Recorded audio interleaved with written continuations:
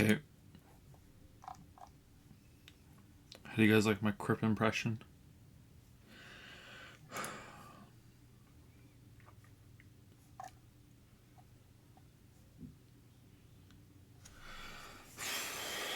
How to earn monocoins. Watch for 5 minutes, 10. Claim special bonuses, 50. Participate in a raid, 250. Follow this channel, 300. Monthly first cheer, 350. Monthly first gift a sub, 500. Grow a watch streak up to 450. So people who have 2 streaks in a row, what are you guys up to now? Damn. Hey, 300 monocoins just for following the channel. If you haven't followed, maybe you should follow. I don't even know what that does. Oh man. Alright, so I just want to be upfront about this. I pulled something in my neck and I'm in a lot of pain right now actually, the way I'm sitting. Okay, let me change. If I can't, okay, that's better. If like I might have to stop at some point, like, but we'll see. It was better a minute ago and now it's kind of bad again.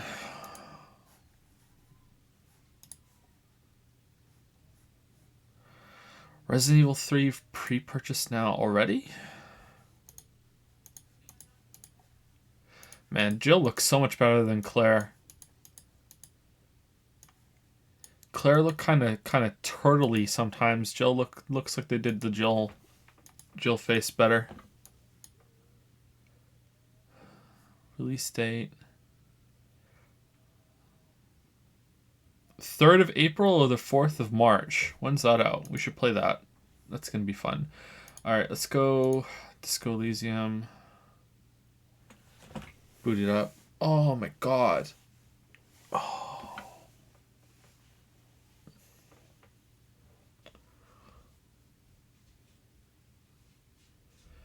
How do you manage to pull your neck? By not having paralysis when you're asleep.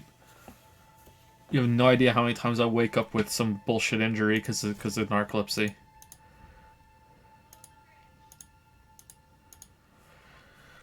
Oh.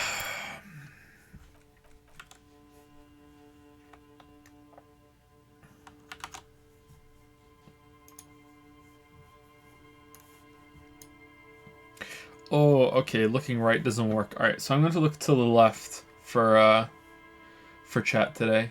How loud is it? Is it too loud? It's too loud for me. Let me turn it down a little bit. For you, it should be okay.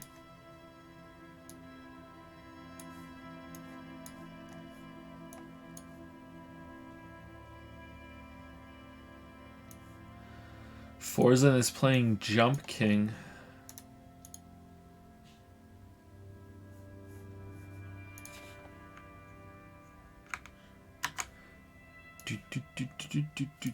Joe, Alt-Enter fixes full screen window mode. It does. I use that quite often, but I wasn't sure if it would work on this, and the menu was already open, so I figured go in and do it.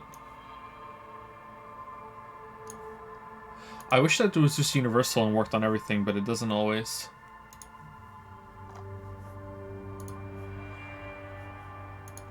Okay, stream announcements.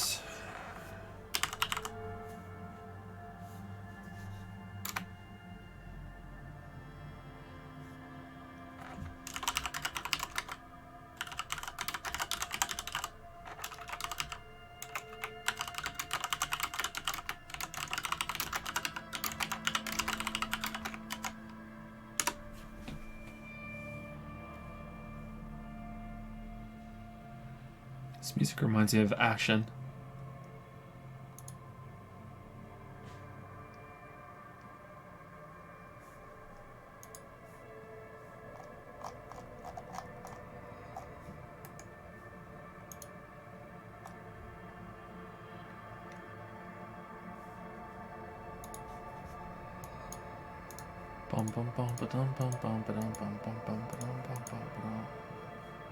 Oh, in other news, I might be being sued by Celine Dion.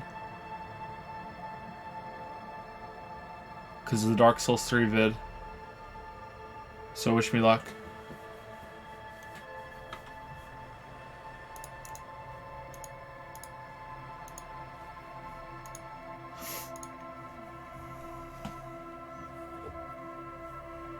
I use a 19 second clip from My Heart Will Go On in the Dark Souls 3 video, and apparently they don't agree with my argument that it's fair use, so that'll be fun. Alright, autosave or quick save? I think I want quick save. Oh, it's the same thing.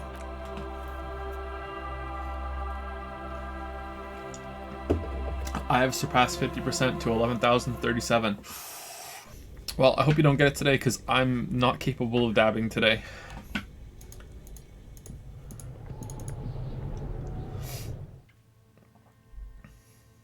We full-time Twitch streamer now? No, I don't even think we're a part-time Twitch streamer right now.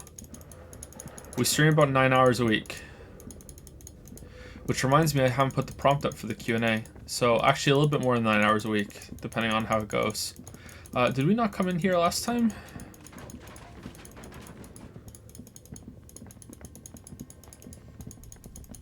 Okay, I want to get outside and then we'll come back in. I want people to have the context of what's going on here.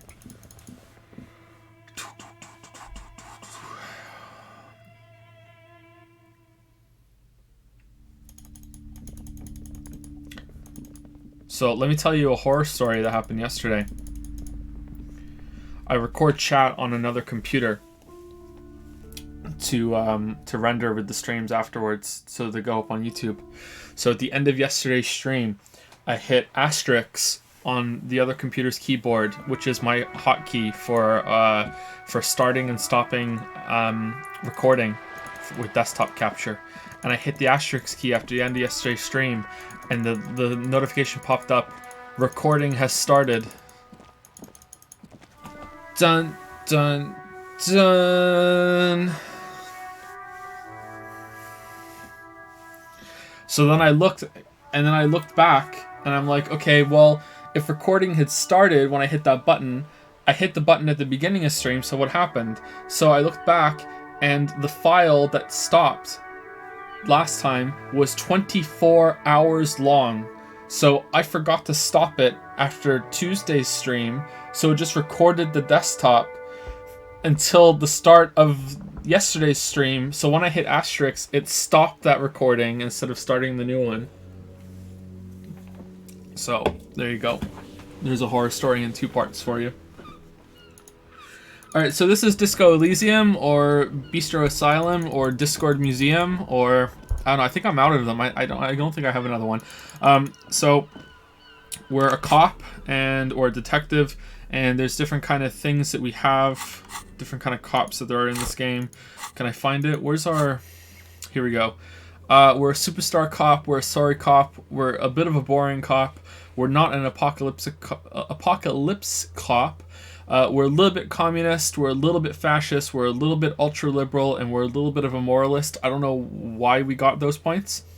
We're a little bit of a good cop, bad cop, and we've killed 3 people, but these are on before we took over this character. I'm not going to recap the whole game. I just want to just briefly say that where we last left off is that we went into this bookstore after talking to this little girl. We went inside.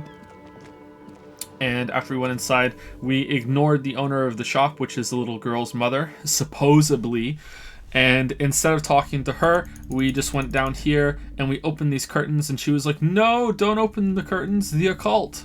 And we were like, fuck it, we're opening the curtains. So we opened the curtains and ignored her warnings. I'm not kidding, by the way, those were her warnings. We were going to unleash something. And then we came in here and we broke down this door with a 17% success rate check. We somehow got through it. And that led us to this secret gym in here.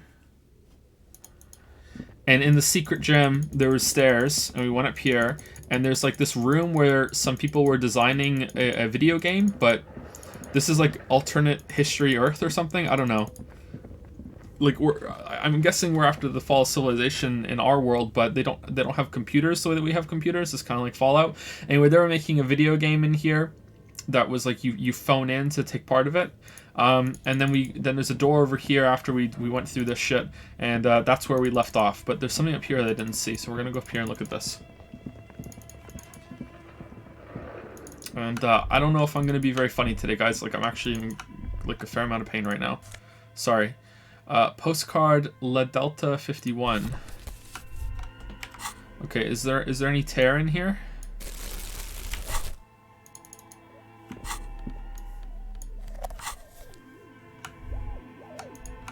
Nice.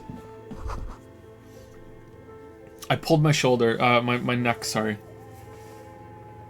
Oh.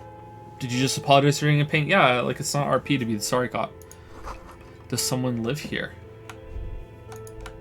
Huh. Safety curtains. An iron safety curtain curves before your eyes, folded like a bellows. It covers half the room, blocking the way into a colossal industrial chimney. Knock on it. What an odd thing to do. Nothing happens. Knock on it harder. Still nothing. No one's home. Knock even harder.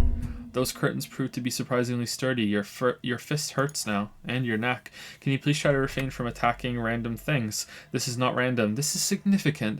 I want to see what's on the other side. I can try. Blow gently on your bruised knuckles. Why do you think there's necessarily something on the other side? The lieutenant asks, but you can see a spark of curiosity in his eyes. I kind of feel like we're dragging Kim down with us. What do you think, chat? In any case, there's no way we can get in right now. Let's investigate further. Kind of feel like we're dragging him down to our level. Okay, real quick, because I don't want to get behind. First of all, thank you for all the new subs and everything. We after Death Stranding, I think we got very close to 1,100 subs. Whoops, I'm not allowed to tell you that. Actually, I think I am. We got very close to 1,100 subs, and after like a month later, it dropped back down to 800. After, and we're very close to 1,000 again. So that's kind of cool, considering that there were a lot of gifted subs that got us up to close to 1,100. And there have been some gifted subs, but not as many as there was during Death Stranding. So yeah, thank you everyone. I'm glad that there's so many new people that are enjoying the streams, even though I'm the worst streamer on Twitch. TM. Who was the last person I said thank you to yesterday? I think it was... I said thank you to Prison Riot. I'll say thank you again. Did I say thank you to Rolo Yasid? I'm not sure. Yes, I did, because it was a tier 2 sub. Thank you, Rolo Yasid, again. Fronel has subscribed at the end too, I think. I'm not sure, but thank you again, just in case. And my list right now is Serplexius for 23 months. Being a VOD boy doesn't give me monocoins. Really? You don't get monocoins for being a VOD boy? What about Vodo coins? That sucks. You should, I guess, like, how would they track it, right? Like, on your first view, maybe? I don't know. It's tied to your account, right? So you should be able to get it for first view. Like, I'm not saying, like, that you should be, like, try harder, you'll get it eventually. I mean, like, I feel like that should be something that you get. Thank you, Samuel Aguiar09 for the 3-month resub. I feel like I've said your name every single stream this week, Samuel. Hey Joe, backstory time. I found you because of the Persona 5 highlights, and since then I've been watching all the VODs and your videos. Your laugh is really contagious, and it really is fun seeing your opinion on games and how you react to things. I'm glad that you guys like my laugh. I'm not the biggest fan of my own voice. There were some times when I was younger where I heard my own voice. And when younger, I mean like in my late teens, and I thought, oh, my voice isn't awful. Like it can be quite calm. It can be a little soothing. Like I'm like, okay, my voice isn't awful, but I'm not a fan of hearing my own voice. But my laugh, I know I was never sure of, and some people seem to really like my laugh. So I'm glad that you guys can enjoy it. Sorry if I sound a little off today. Like I'm in just a little bit of pain. It's eased up a little bit, but I'm just in a little bit of pain right now. Which Persona 5 highlights, Samuel?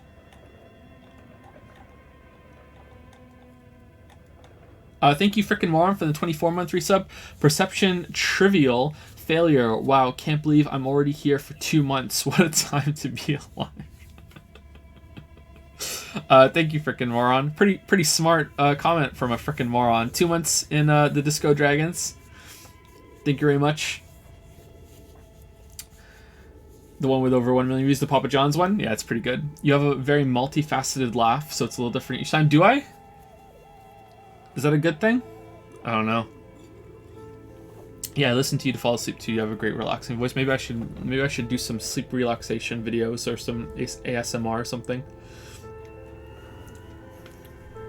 Maybe I'll do some ASMR for some playthrough for this one. Thank you, Disraeli6, for the 2-month resub. Times 2 coin on to dab/ayaya. I think the dab meme is going to be done pretty quickly. I was telling Lily yesterday, I was like, after every single dab that we get, maybe I will increase the dab price. So dab is always out of reach just a little bit. And there's only going to be the few, the proud, the dabbers. I don't know, man. An elite group. An exclusive club. Who made Joe dab? Is the dab off screen? Yeah, okay, so I'll do the preview again. Just so everyone knows what they're doing, because I don't want there to be any false pretenses here. This is what it's going to be when people cash in the dab. I'm going to say, I'm dabbing. And I will dab. And Lily will come up and say, and confirm the dab. And that's it. But I will actually dab. I promise. I will actually dab. I didn't then, but I promise I will dab. Sorry if that's the third time you've heard that explanation, but I want to be clear. That's what the coins are going for. That's it. That's all you're gonna get. Thank you, Girl Scout, for the 8-month resub. Thank you very much, Girl Scout. 8 months in the Disco Dragons. Angry about elves, used a bit to say a yaya and also to be angry about elves. Thank you, Jehugasm, for the new sub with Prime. Welcome to Primetime, Jehugasm. I hope that's right. Jehugasm sounds like an emote name.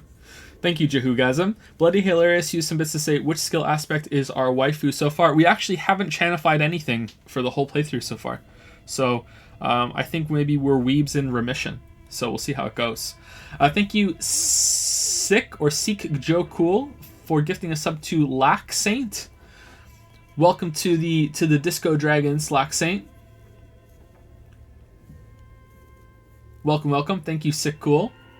I don't really care for the dab, honestly, but the coins are addicting, and your emotes are awesome. We have a pretty good line of emotes, and I like the changes that some of you have made. The one with Pout, with the reindeer, it's pretty cool.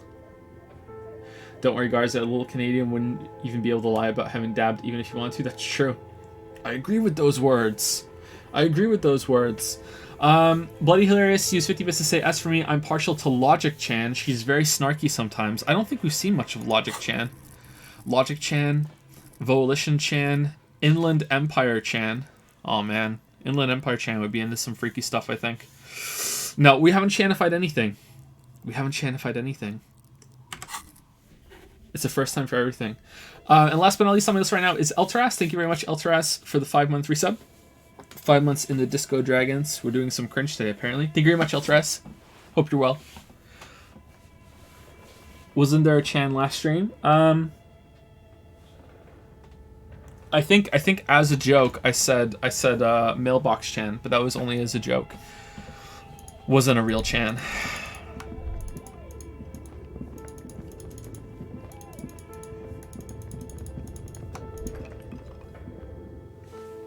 Hey, I was watching old Terraria VODs. Whatever happened to your post-stream recap of old VODs? After Terraria streams, you were watching Undertale or something? Sorry if I didn't get what you meant back then either.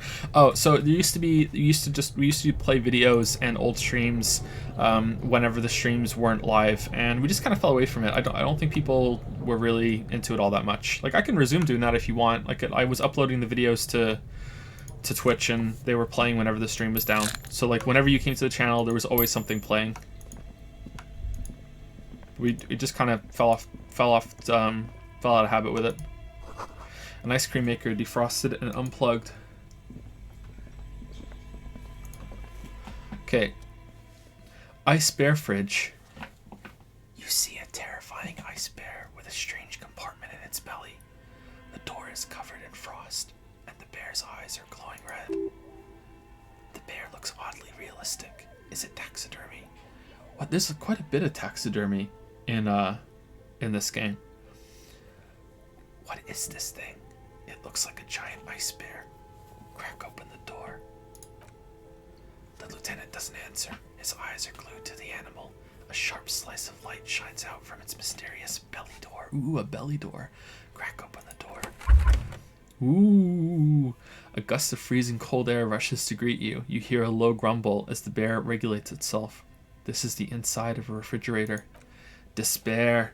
The lieutenant takes a peek inside. His hand has found the holster of his gun. Relax, Kim. It's a fridge. Look inside the refrigerator. Is Kim scared of bears or is Kim scared of fridges? Why is this on still? That's kind of a cool image right now. I like it. Of course, just a giant ice bear shaped fridge. He relaxes his hand, his face bathed in the harsh light of the open fridge door. I think Yusuke would have a giant ice bear fridge. What do you think? Let's take a look inside. The shelves are empty. All you see are crumpled ice cream wrappers with the brand name Revachol Ice City. A handwritten note has been attached to the door. The fridge is huge. Take the note from the door. Examine one of the ice cream wrappers in there. What is a giant bear-shaped fridge and doing in an abandoned cellar in the first place? We're in a cellar now? Take a note from the door. You pocket the note and the little fridge magnets, keeping it on the door. Oh, nice. We got some fridge magnets to go along with our star stickers. A friendly cartoon bear smiles back at you from a glossy cellophane wrapper. It looks nothing like the fridge. Good question. It looks like an ice cream fridge. Lieutenant reaches for one of the wrappers. He studies it in the light. So they tried to sell ice cream from this hyper carnivore. I know, says Lieutenant. What an unfortunate marketing choice. Really? What is even worse, the bear is still costing them money to this day. Lieutenant points at the red snaky cable running from the fridge. That's true. Alright, close the door. That's it? Okay.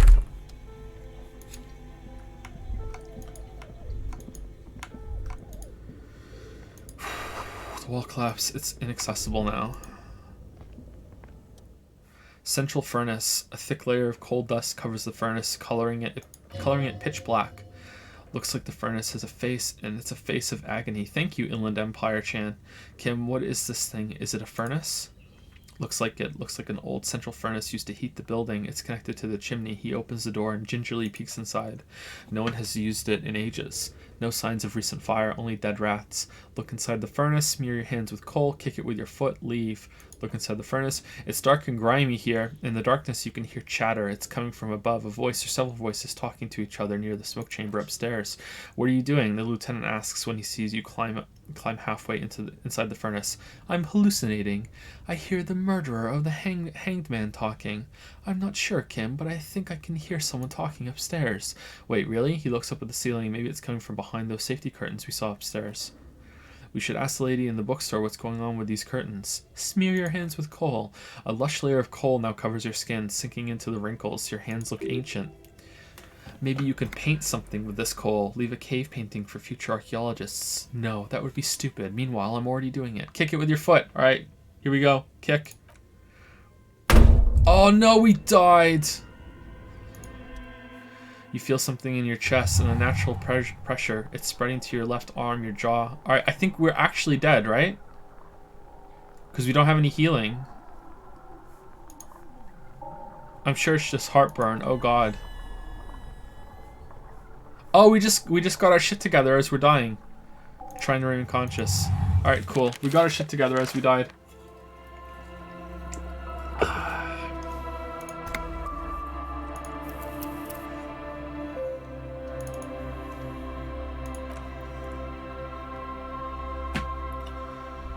Oh boy.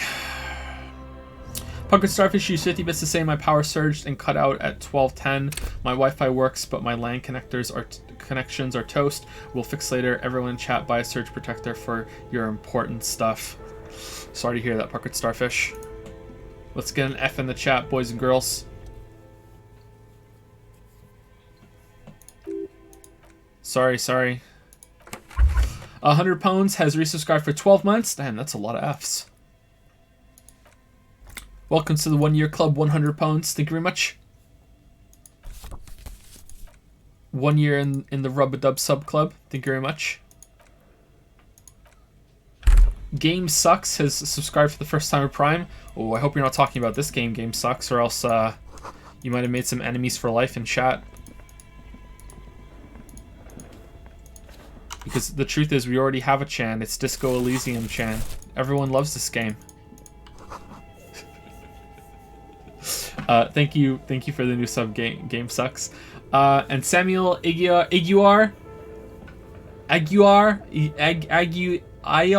09. I'll just say it every single time, every way I can think of, and then technically I'm right. For the 50 bits, I'm sorry if I sent out too many bits messages past streams. After the Persona 5 VODs, I started to imagine you voicing Yusuke lines when playing Persona 5 Royal. I think you broke me, Joe. Curse you, ass eaters. That's okay. Don't worry about the messages. You can just at me in chat, by the way. Like, I know some people regularly send bits to have like an ongoing conversation with me. Like, please don't think that you have to do that. Like, if I see it in chat, I'll read it out. I can't always though. There's usually a lot of messages. We're gonna be streaming Persona 5 Royal sometime next year. Yeah, we're gonna be playing Persona 3 and 4 first though. Okay, so let's go through this again. Look inside the furnace. All right, so this time we haven't gone through the curtains. So let's see how it changes. Wait, really? See if we should investigate. See if someone else. Okay, so it just skips it. Okay, so let's not kick it with our foot. Okay. Now let's see if there's like a special line where he says, "Oh, do you think whoever lives there was who we heard talking in the furnace downstairs?" Thank you, Swampez or Swampies. I'm gonna say Swampez because now it sounds like swamps from our FTL playthrough. Scree. Thank you, Swamps, for the new sub. Snooze in a puddle of melting snow. Does someone live here? Thank you very much. Welcome to the Disco Dragons. Hope you're having a good day. And thank you, Waskies, for 100 bits. Joe, they didn't make a game. They were playing a tabletop pen and paper RPG over radio networks. I thought it was supposed to be a game, though. I thought they said it was a game they were designing. I don't think it was a video game, but I thought it meant to be still a game. This is directly above the central furnace and cellar. The voices probably came from here. Cool. So there's it reacts to what order you do things.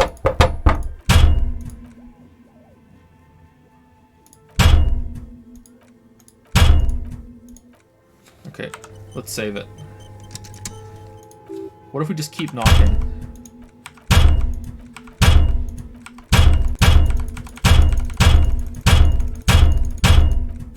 No.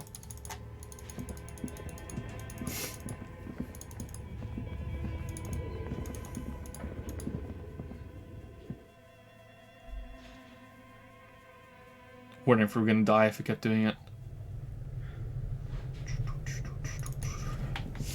I wouldn't say 2019 sucks. Slay the Spire came out, so did DD, and a lot of others, but none like roguelikes. So no one likes roguelikes, but no one ever listens. Did Slay the Spire come out in 2019? I thought it was out in early access before that. Maybe that's why I'm thinking of it. Okay.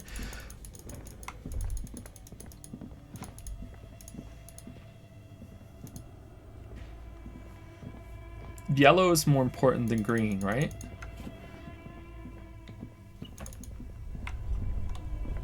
Oh, let's go do the yellow.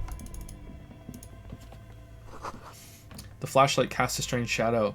There is a hidden doorway here. Oh, so is yellow something that we only noticed because we had because we had the flashlight, or because we had some skill? Interesting. 2 rusty rifles are hidden above the piping. They look inoperable. Someone has stuck some busted guns beneath the ceiling. A hole in the wall. A few bricks have fallen off, revealing a compartment behind the wall. It's too dark to see in. Where are we? Look around in the secret room. Look, there's a hole in the wall. Shine light on the hidden compartment. Where are we? Seems like an old bunker from the Revolutionary period. Look at all those rifles. He points up at the rifles under the ceiling. It must be an old weapons cache. There is, yes. And there also appears to be something inside the hole. Interesting. Do you want to take a look? Okay, I do. No, you do the honors. Okay, I do. Time to die. Oh, our shit is together. Your hand reaches deep into the darkness and spider webs. Rummaging around, you find rusty rifles hidden away. Rifles, Kim. Inspect the rifles. Lieutenant steps closer, curious. Are these any good? Inspect the rifles. Most of them are rusty and inoperable like the rest, but one catches your eye. A bolt-action model with a fine wood stock in better cosmetic order than the others. This one looks nice. Take the rifle. An old Bell Margrave. Magrave? From the Revolution, the lieutenant notes with approval. His eyes are gleaming. Seems to no longer be functional, but still a beautiful thing in its own way. What does this mean? Our rifle, here. It means there are firearms, albeit inoperable, still lying around in Martinez. It's an interesting coincidence, I would say. Might come in useful in the future. What do you mean by the future? He likes this find. Yeah, we're definitely dragging Kim down to our level. Alright, we got our shit together. Ah, those are gorgeous. I love these so much. I wonder if you could, like, are these available to buy, like, framed, like prints?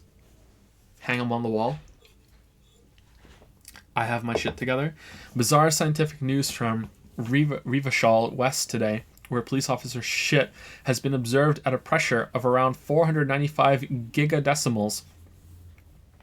These metallic hydrogen levels of shit togetherness were thought to exist only at the center of collapsing stars, not law officials. I made that joke yesterday. Not law officials. It remains to be seen how long the shit singularity lasts. All endurance white checks unlocked. Learning cap for endurance raised to 4. Nice. Our shit is together. Now we just need to get rigorous self-critique to make our shit be not together anymore. Handwritten notes from the fridge. A note is written with a blue pencil on a piece of lined office paper. The kitchen magnets have left spots on its surface. Does it say anything interesting? The lieutenant leans closer to read the crumpled note over your shoulder. This is tangential at best, but the lieutenant's detective instinct is still active. Read the note. Someone has scribbled S. I can't believe the off-site copy is still here. The illiterate ginger kid keeps stealing stuff from the studio, so I had to hide it somewhere safe. You'll find the filament memory with the off-site copy in the frozen ice cream maker. Please take it home ASAP. It's important. I'd do it myself if I lived in a civilized place with a freezer. Take care. Sulislaw. So that's S. No. No? Okay, I wonder who wrote that note. Looks like someone... No. Someone from that radio game company upstairs. I'm a little surprised they just left their property lying here. Maybe they had to leave in a hurry. That's a plausible hypothesis. Remind me again, what's a filament memory? It belongs inside a radio computer storing its memory. It's like a tape. You listen to disco tapes, right? It's like one of your disco tapes, only for a computer. It's like the production schedule you found, only this one's an off-site copy. Who's the illiterate ginger kid? Kuno or whatever, right? Really? Lieutenant looks at you. At the corner of his mouth curved into a smug grin. You don't have a single guess? You mean Kuno? Yeah! Oh, I'm sure that child would love to get his hands on a filament memory. Even if he doesn't know what to do with it, he'd probably try to pawn it for speed based on our encounter. Do you have any idea where the frozen ice cream maker could be? I don't know. I assume it's somewhere close to the ice bear fridge. Put the note away. Alright, interesting. Interesting. So are these items going to be, like, used for something? Or, like, this one seems to be used for something. The pen was... Like, some of these I'm thinking are probably we just sell them. For real? So the currency is called real. We sell them for real? A frozen ice cream maker that's still running. This orange machine is buzzing like an old submarine. It has a hand-cranked ice cream churner on top and an electric freezer that appears to be frozen shut. Turn the ice cream crank. Try to open the lid. Alright, try to open it first. You slip your fingers under the frozen lid, but the ice is too cold for you to get a good grip. A pry bar would come in handy here. Oh, we have one! If you want to try again, then you need to have the pry bar in your hand, detective. Oh, thank you. Turn the ice cream crank. Turning the crank feels oddly satisfying, like stirring your childhood dreams. In the distance you hear water dripping. It's all gone now. You never became a poet. Or an entrepreneur? Entrepreneur. Like an octonaut.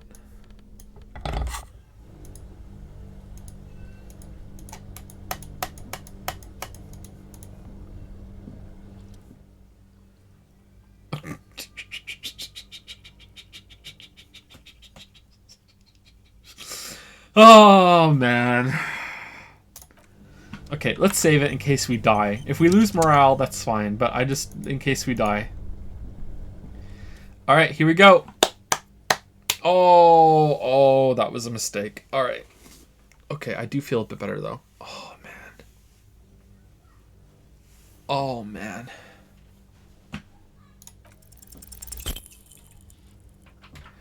The ice squeaks beneath the pry bar. You think you've got the bar jammed in there pretty well, but this lid simply won't budge. How's it going, Lily? Oh, it's okay. You see the pry bar's metal handle bending right before your eyes. That's a good pry bar. I'm not criticizing it, but this ice cream maker is frozen shut, so it takes an advanced tool to get it open. I have no idea. Advanced, where do we get one? I have no idea, officer. This ice cream maker isn't important enough to requisition a special tool. Sooner or later, you will stumble upon a tool mighty enough. Then we will know what's in this mysterious ice cream maker. Okay, I'm going to save scum. I'm going to save scum because we have to see if Lily has better luck than Joe. I think I have better luck than you, though. Because I have you in my life, and you have me in your life. I'm listening to Finn. Pretty smooth, try to play one of the Mario games on Switch. Okay, here you go. So hit the left click button and see if you have better luck than I do. The left one? Yeah. Nope. Nope. Not very lucky. Not very lucky. And he keeps dying and he's yelling at the thing. No! I know, like that! He's so mad. He's screaming at it. Yeah, that's Finn. Just now, I can hear him, yeah. Hey, guys. Thank you, Hugh Hang, for the 10-month resub. JPH Clawfist and Poke Gengar. Damn, there are Pokemon emotes? That's allowed? Huh. Thank you, Hugh Hang, for the 10-month resub. I like Gengar. Is Gengar my favorite ghost Pokemon? Maybe. I don't know. 2 cables are plugged into the breaker box. The red one leads to the ice bear fridge, and the black one to the ice cream maker nearby. Alright, let's unplug both of them. Something close to you dies with a soft electric purr. Why did you do that? It's black. It's not like it's the red one. Because it's black, the color of immeasurable cosmos. I don't know why I unplugged it. I do things without any reason. Lieutenant raises his brows, but doesn't say anything. The electric distribution board now has 1 cable missing. Okay, so, like, does that mean the ice is going to thaw here and we can open it up better? Oh! Machine unplugged, +2. Alright, but it's still 3%.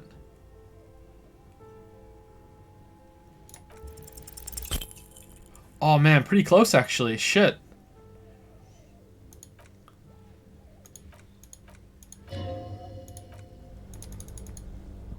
Okay, now we plug it back in. Plug it back in. Then we unplug them again. Alright. Alright, now we get to try again. No, we don't. Okay. Intercom wires running into the breaker box.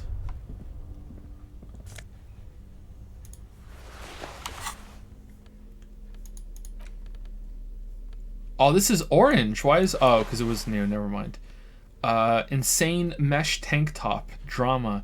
Where did you even get that one? No, really. Who put that in that drawer? No further comments. Wear at your own risk. Okay, what's this one? Physical instrument. Alright. Oh, man. Oh, man. Look at this. Okay, I kind of feel like physical instrument is better, but... fuck it. Drama. Who cares? Okay, so will the fridge no longer have light when we open it now because we turned it off? Oh, well done, game. Well done.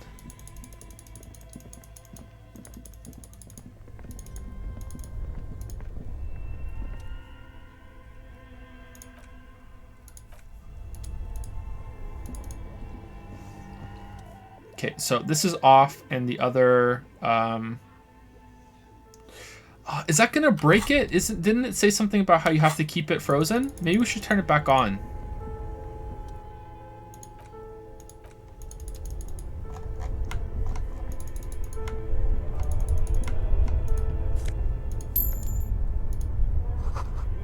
A cellar window, people's feet shuffling by on the street. I mean, the chances of it melting while we're gone are really low. I think we'd have to be gone for days for that to melt, but fuck it. Who knows? Another area.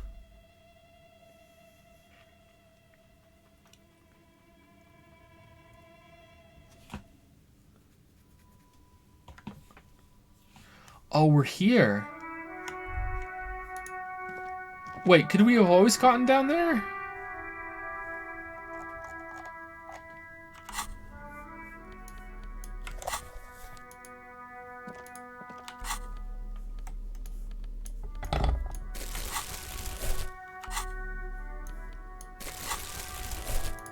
Okay, so let's see if we can go and inspect the body finally. I think we can get to the kitchen now too, can't we? All right, let's look at the body.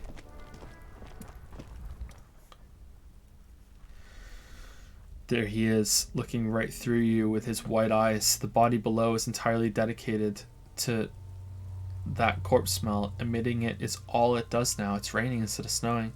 Endurance. All right, 58%. Shit compressed, +6. Here we go. Yeah. As you breathe in, the odor comes comes over you. It's a spell of the mind telling you to run, and your stomach is to wring itself empty. With your hands at your sides and your eyes squinting, you stand in it.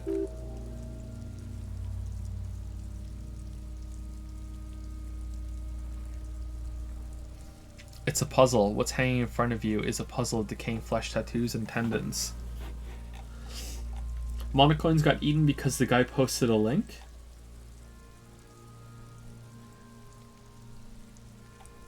Hold on, let me see if I can get that on the other monitor.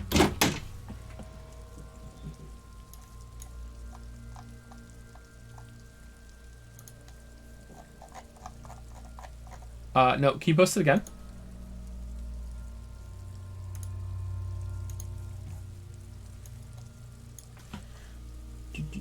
Do.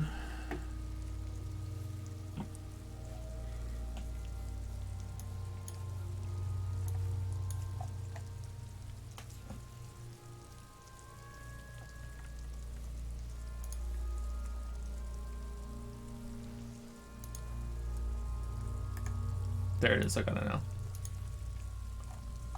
What is it?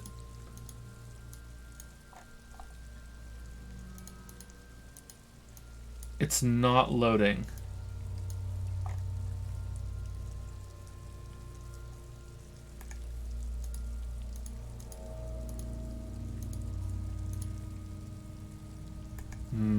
For whatever reason, it's not loading. Oh, there it is. Oh, cool. It's a big collection of all of them. So it's one big picture that they take pieces of for the different ones, I'm guessing. Interesting. All right, I won't look at that too long because I want to enjoy it as it comes up. Cool, thank you for that.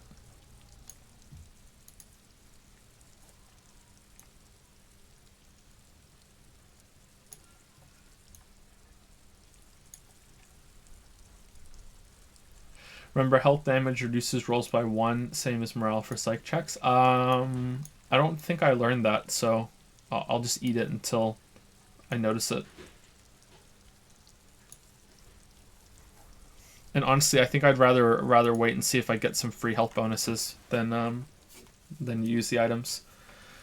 Do they always do that? They do after 7 days. Yes, we're deep in decomposition here.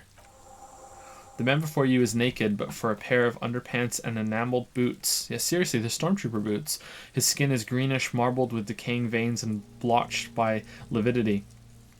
Fading web of tattoos covers his chest and shoulders. Oh, that's what they are. The cargo belt used to fasten him to the branch above appears industrial in strength. Inspect the boots. The material appears to be ceramic. Its clean white stands in stark contrast to the decaying flesh above the knee. This guy's Jerry. The man wore thick polymer socks, probably for padding. A fine array of interlocking plates covers them. Delicate and fragile, but not that fragile. They feel alien to the world around you, out of place somehow. These are clearly not boots. They're armor, possibly part of a larger set. These aren't just boots, are they? This is the armor he was stripped of. Indeed, with his notebook under his arm, the lieutenant crouches to inspect the soles. Technically speaking, these are sabatons, not boots. Oh, the lieutenant uses a Mnemotechnique, A6. That's not just any notebook, it's a classic. Forget about the notebook, tell me about the armor. It's clearly some manner of super armor or future armor, super future armor. I'm useless. Wait, what kind of armor is this exactly? Ceramic plate, zirconium dioxide, most likely. This is where the make would be.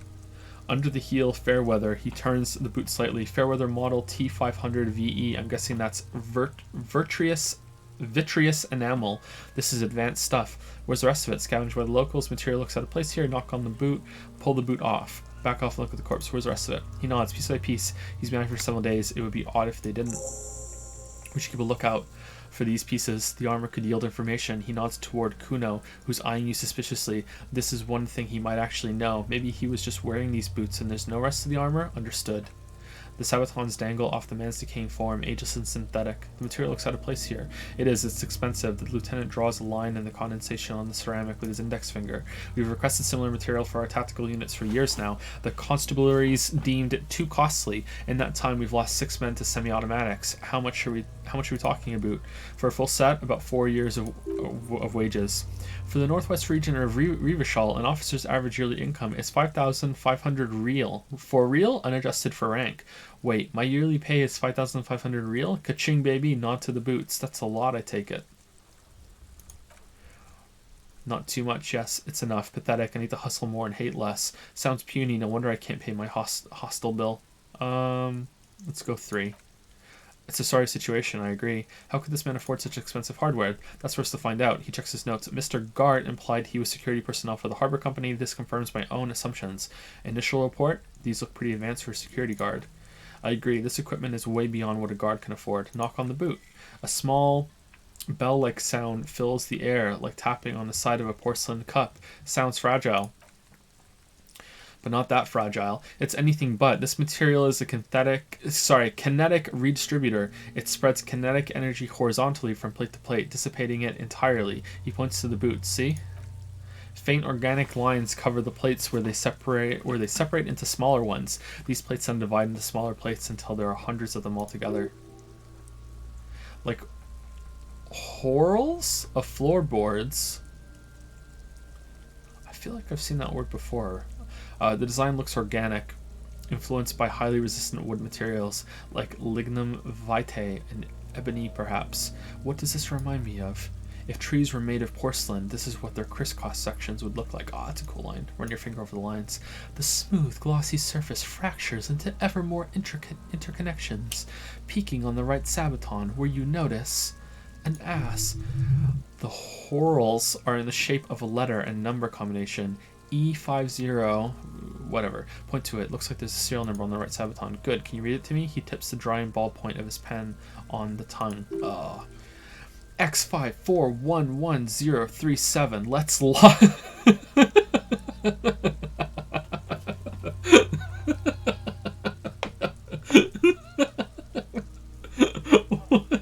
No, let's not lie. We have a make and a number. That's something. We can use the radio and my kinema when we're done. You're done? Either station can chase it for us. Pull the boot off. This feels dangerous. Are you sure? Grab the boot under your arm. Better not even try. Yeah, let's do it. Fuck it. The stench fills your nostrils as you push downward. An ominous creaking sound comes from above. Stop. Lieutenant's voice is sharp. He looks at you with the boot under your arm. Pig's gonna pull his head off. Brutal. What? Lieutenant, you seem distressed. Why? Oh, this is a bad idea, isn't it? Let go of the boot. What's wrong with you, asshole? Why is he letting go, Kuno? I don't know, baby. Kuno shrugs. I don't know why he's such a fig.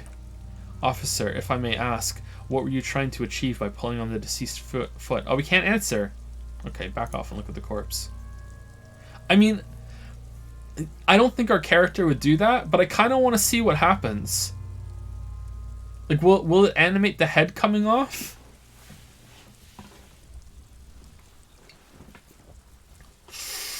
Maybe I'll save come and see just to see it and then reloaded the other one. I kind of want to see. Inspect the belt. The hangman's knot is pulled tight by the weight of the corpse below.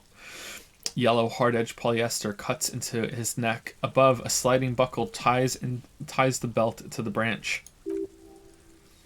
This is a steel reinforced cargo lashing belt, big brother of the regular cargo belt.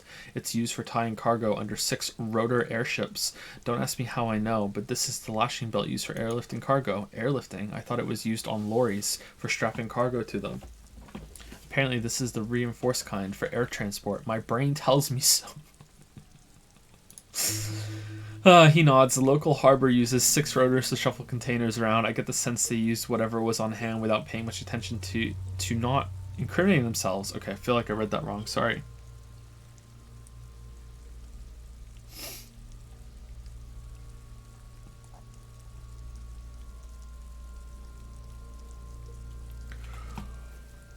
Oh, sorry, I need a second there.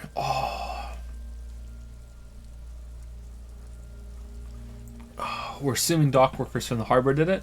They sure wanted him to stay up there. The rope is reinforced with steel wiring. How did they even get him up there? That's a good point. How did they get him up there? I have a feeling we're going to be able to say all these. I'm still approaching this as a lynching, yes, motivated by the ongoing strike. He politely raises an eyebrow. You? Makes sense, believably mundane. I feel like it was something else. Don't ask me, I'm just lumbering from one moment to the next. I feel like it was something else. Yes, he covers his nose. It often is. This belt worries me. They sure want to stay up there. I was afraid it would be. He rises to inspect the noose. Thin steel wiring, parallel strands. This makes getting him down more problematic than I had assumed. How did they even get him up there?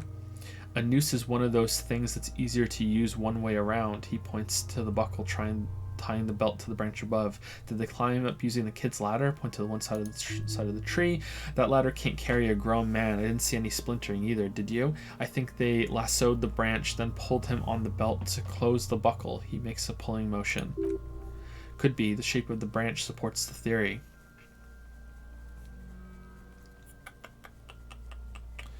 Back off and look at the corpse. Inspect the tattoos. An intricate web of blue lines stretches across the torso, from the right shoulder to the solar plexus. Each time they intersect, a small white star is formed in their crossing. Hundreds of fading asterisks riddle his skin. Their concentration is highest around his heart. Ralph goes 100 bits to say, that means Finn, Leo, and Kate are the luckiest. Aww. Good springboarding off what I said to Lily. Aw, thank you, Ralph Clogs. Wanye Quest has resubscribed for 10 months. My whole existence is now dedicated to making Joe dab. I know it won't even happen on camera. He will just shovel around and make some noise, and then we'll say, there you go, I dabbed, but I still want it. How many others? Are there dozens of you? Dozens of you. Who's more excited about the, hey, I just dabbed for real, compared to going and seeing Rise of the Skywalker? Who's so excited? Who has the most coins? Dark Flashes says he has the most with 6,340. Ooh. Waskies is saving up for the Ayaya fund. Ooh. Someone has more than that? Already saw it, and it's worse than The Last Jedi? There's no way. No way. Well, I hope you enjoy the legendary dab when it happens, Wanye Quest. But at the current rate, I'm going to guess it's going to be next Wednesday. Next Wednesday is when it's going to happen. Or maybe Tuesday, we'll see. Parker Starfish used 99 bits to say, I wish this was a better streaming game because it seems like you are really enjoying it. Hoping you can play it casually on your own time. I feel like there's some people that would want me to move on from this, but it's a split opinion. I'm enjoying it, but I'm not sure like how entertaining it is to watch. I have no idea. The problem is it's going to take so long to finish. But we'll see how it is at the end of today's stream. His corpse is marked by stars. What will mine be marked by? Alcohol and heartbreak. Is this a map of the night sky? Is this a microelectronic system? Is this a national pattern? National pattern. Of no nation that I know of. If anything, it reminds me of religious illumination. Last or penultimate century. Men who live harsh lives often turn to innocentic worship? Innocentic worship. But which one? I see no trace of a humanoid figure. We're missing something here. I agree. A sudden ring fills the air as Lieutenant pulls down the zipper of his orange jacket. Oh, we're doing this now? He takes a thin piece of milled aluminum from his coat pocket and pulls it open. Sounds like a sword being unsheathed. A small lens appears. Some sort of camera. What's that? Let the lieutenant work. Shit, Kuno. What the fuck is that? An instant color camera. He produces 2 metal clapped ampules and clicks them into place on the side of the apparatus. A thin slot shines there. I only have 2 ampules. Am I saying that right? Ampules? So nobody move. I don't want to waste one. He points the camera at the corpse, peering into it. The lens needs adjusting. Then we get to fuck with him. Oh.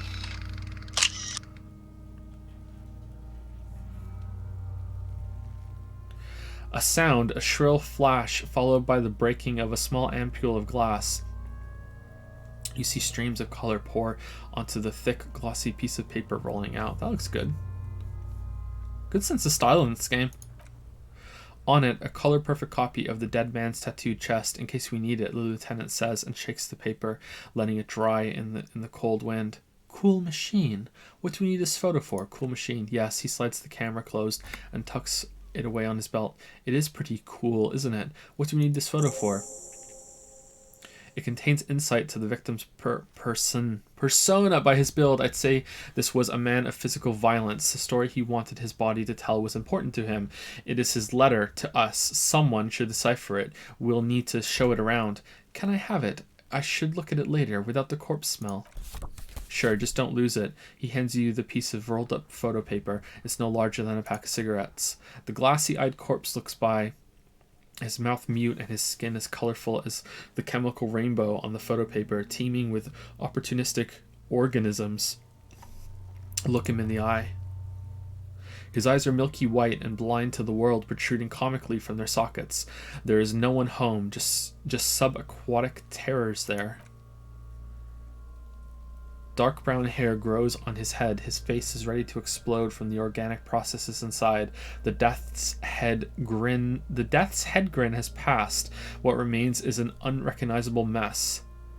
Inland Empire, tell me, who are you, dead man? Okay, so I think Yusuke would go for this. Art Cop would go for this. He'd let his imagination run wild. The hangman, I'm gone. Where have you gone? I can see you're gone, but who are you? What is happening? I hate you. You stink, and you're boring. Enough. Where have you gone? Into the wild pale yonder. Into the wild pale yonder. Where's that? In the past. Way out in the west. I can't open the damn compartment I can't get the damn compartment in my ledger open. What's that got to do with this? The blue heart? Oh, that's good shit. You'll love it. Just press down and fuck it open like you always do. Fuck it hard, Kopopo the clown.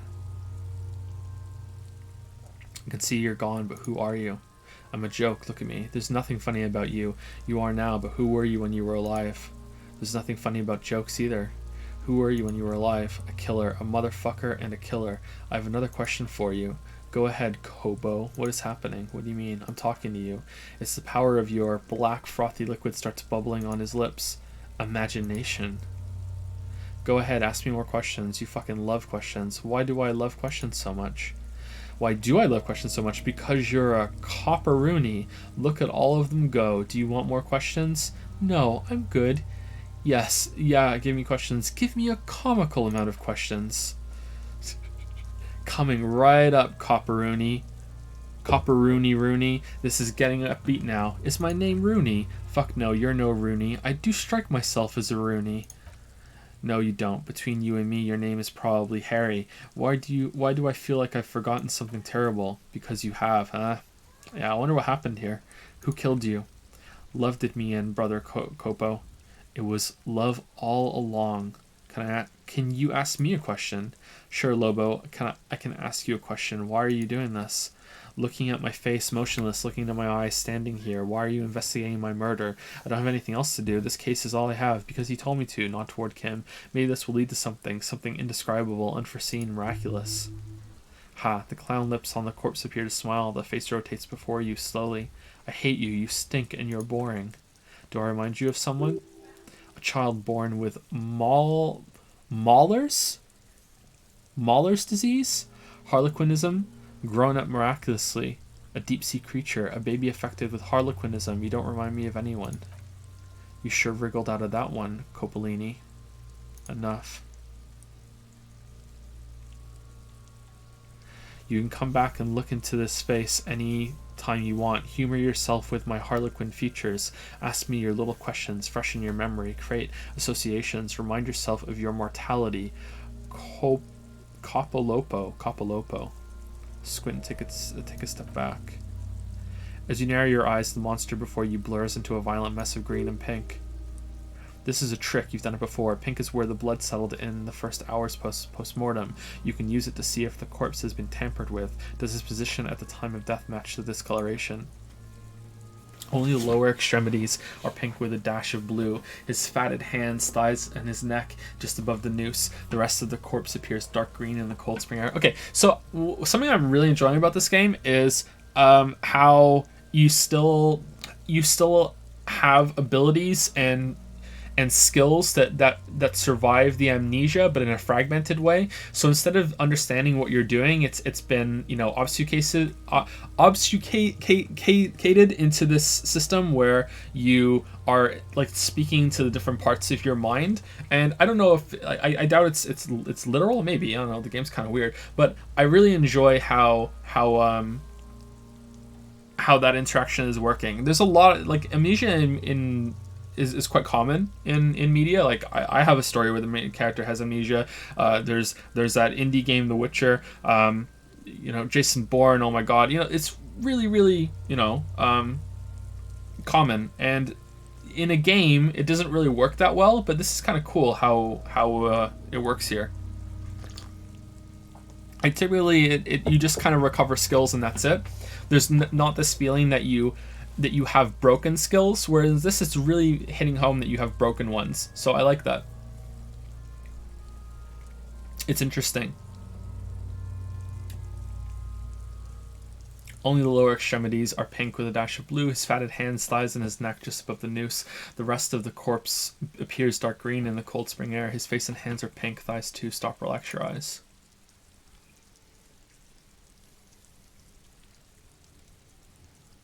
Obfuscated. Yeah, I said it wrong a couple times. Sorry. I see it. He adjusts his glasses. His neck too. The lividity goes right up his chin. We have good, well pronounced discoloration here. Relax your eyes. The monster comes back into focus. An explosion of color, coursing with dark marbled veins. His stomach appears pregnant with something. Black liquid streams down his thigh and onto his boot. So what do you think? I think he's dead. I think he was upright after death. His hands, feet, and neck are discolored. Cover your nose. Something is coming out of him. He's beaten up. See the bruises? I do. Most of them are post-mortem, maybe even all of them. The delinquents have made our jobs harder with their little sport. Stop talking in riddles, coin slot. He means you fucked him up good, Kuno, the girl yells. Fucked him up brutal-like. I think he's dead. I agree. His personality is no longer part of the world. Totally dead. The world no longer stores his personality in its composition.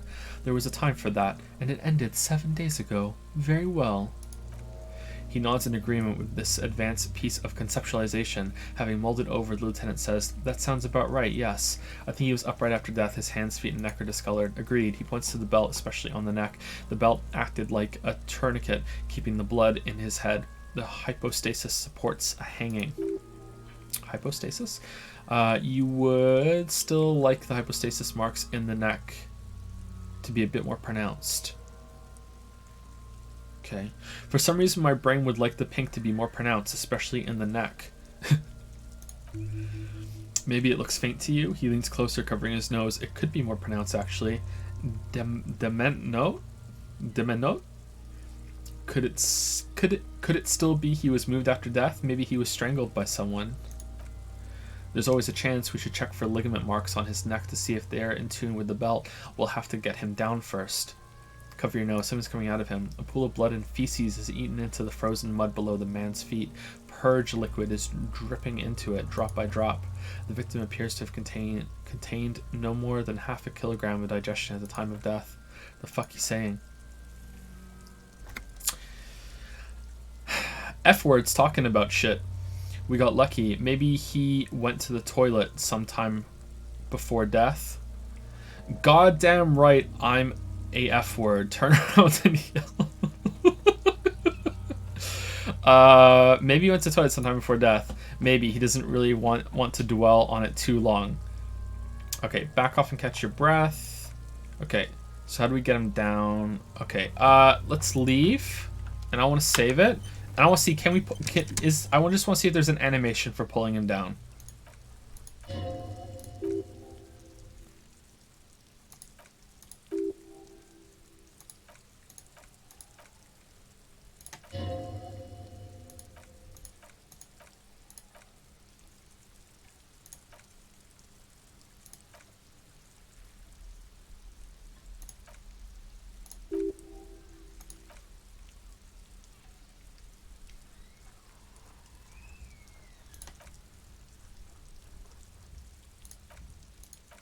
Okay, it's giving me lots of exit ramps to pull this off.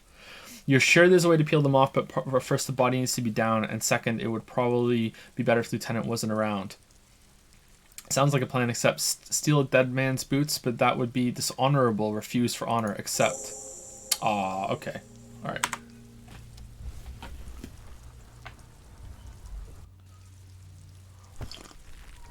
I just wanted to see if there was an animation.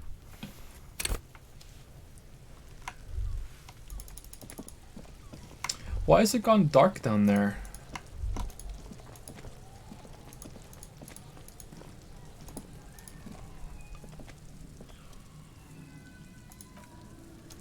Oh, can we do this now? No.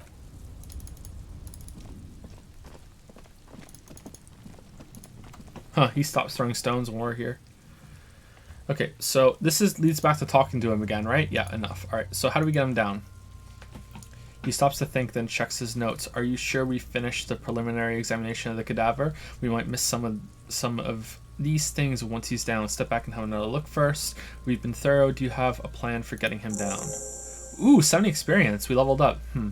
The steel reinforced belt presents a unique challenge. I brought chain cutters, but I don't see a good angle of approach to the belt. Alright, so Kuno gets on top of Kim's shoulders, then Kim gets on top of our shoulders, or maybe just me and Kim can do it. I see a way out of this. He doesn't actually think the challenge is unique. He thinks it's frustrating, annoying, and harder than he thought. The cadaver is a good 1.2 meters up. Neither one of us can reach the belt without assistance, and even if we do, there's a question of cutting the airstrip strength material. Can't someone else do it? We could saw the branch. Seems like a lot of hassle. Let's not do it. Maybe we could shoot him down. Maybe we can ask for help from the harbor. I'm out of ideas. Ask for help from the harbor. I was really hoping we wouldn't. The Union appeared to be suspects in this case. It seems like a dangerous route to go down. I would really prefer if there was another way. These people might have an agenda. What else can we do? Commit to it. Let's reconsider. Okay. Can someone else do it? The corpse twists on the belt like chicken on a skewer. Someone else? He pauses. You mean like the police? Yes, exactly. Call the police. I mean someone who's below detective. Someone like a page garbage man or a cleaning crew. I have bad news for you. That is a detective. What? I know it's hard, but I assure you, the others won't come to help us, and we have a growing sanitary concern here. We need to get them down fast. We could saw the branch, climb up there and saw the branch? Yeah, it seems dangerous. There has to be a less risky way with less falling down off trees. Maybe we could shoot him down. Yeah, the enthusiasm is unrestrained. Bang bang time, pigs. Shoot his head off. Lieutenant remains unaffected. How? Where the buckle ties the rope to the branch. That's a good spot to aim. Point there. The buckle holds the belt together. I don't know. Just, shoot up there maybe. Just shoot the belt. The bullet will break it, yeah. Where? He corrects his glasses. Ah, yes, I see. If the shot hits that there... Sorry, if the shot hits that, there might be a chance to release the belt.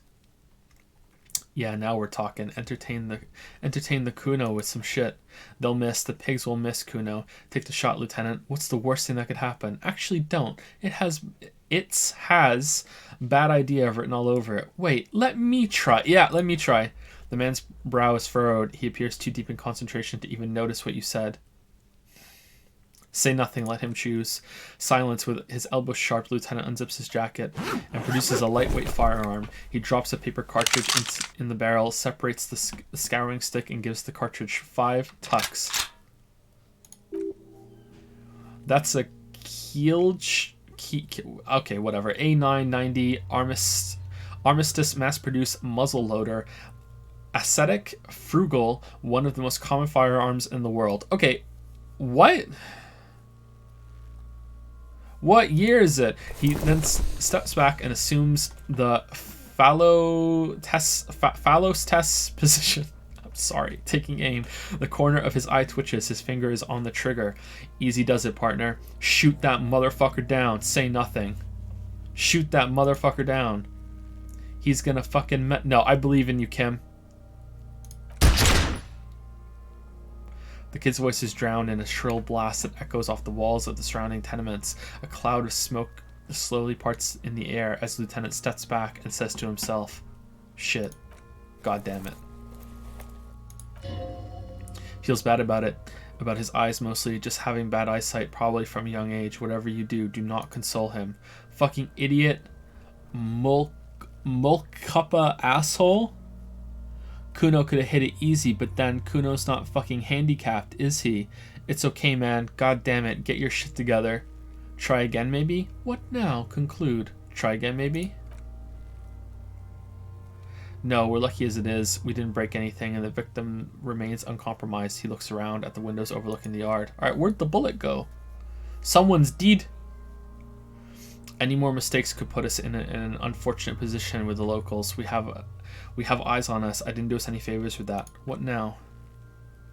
Can I have the gun? I should try. I have to say it's beginning to look unlikely we can get him down without assistance. It's as bad as it is, us shooting firearms like punks. He pauses, then shrugs and proceeds to load the pistolet. Go ahead, I'm not stopping you. Just don't lose it. The piece shines in his outstretched hand. They only have one gun. This is the sorriest pair of pigs Kuno's ever seen. Take the gun. Yeah, take it, you fucking banani poika. Take it and shoot yourself in the mouth. Feel the weight first. Point the gun at the belt. Feel the weight. The cold piece of bakelite and gunmetal is surprisingly light. Your finger fits right through the guard, instinctively resting on the trigger. The fuck are you waiting for, Kuno? Tell him to shoot himself in the mouth. Point the gun at the belt. The buckle comes into focus in your sights. You stand with your feet planted firmly in the ground and your left hand supporting your gun arm. Oh no! Oh no, we suck! Oh no! No, oh no! Why don't you just shoot yourself in your F-word mouth, she hisses. At least you won't miss. Say shut up. Close your eye first. Your left eye first. Point the gun at Kuno S. Give the gun back to Lieutenant Kusuragi. Okay, so can we upgrade this by... Okay, say shut up. Okay, it didn't work. Or what? You gonna fuck me? Her voice is almost a whisper now. You wanna fuck me, pig? Is that what this is about? Alright, close your left eye first. Your field of view narrows. The branch slowly moves, becoming entirely two-dimensional. The belt buckle glimmers, catching the noon light as the corpse slowly rotates. The slow movement of the branch in the wind and your shoulders directing the gun sync up, dancing hypnotically. Oh, now we have 20... We have 28% now. Alright.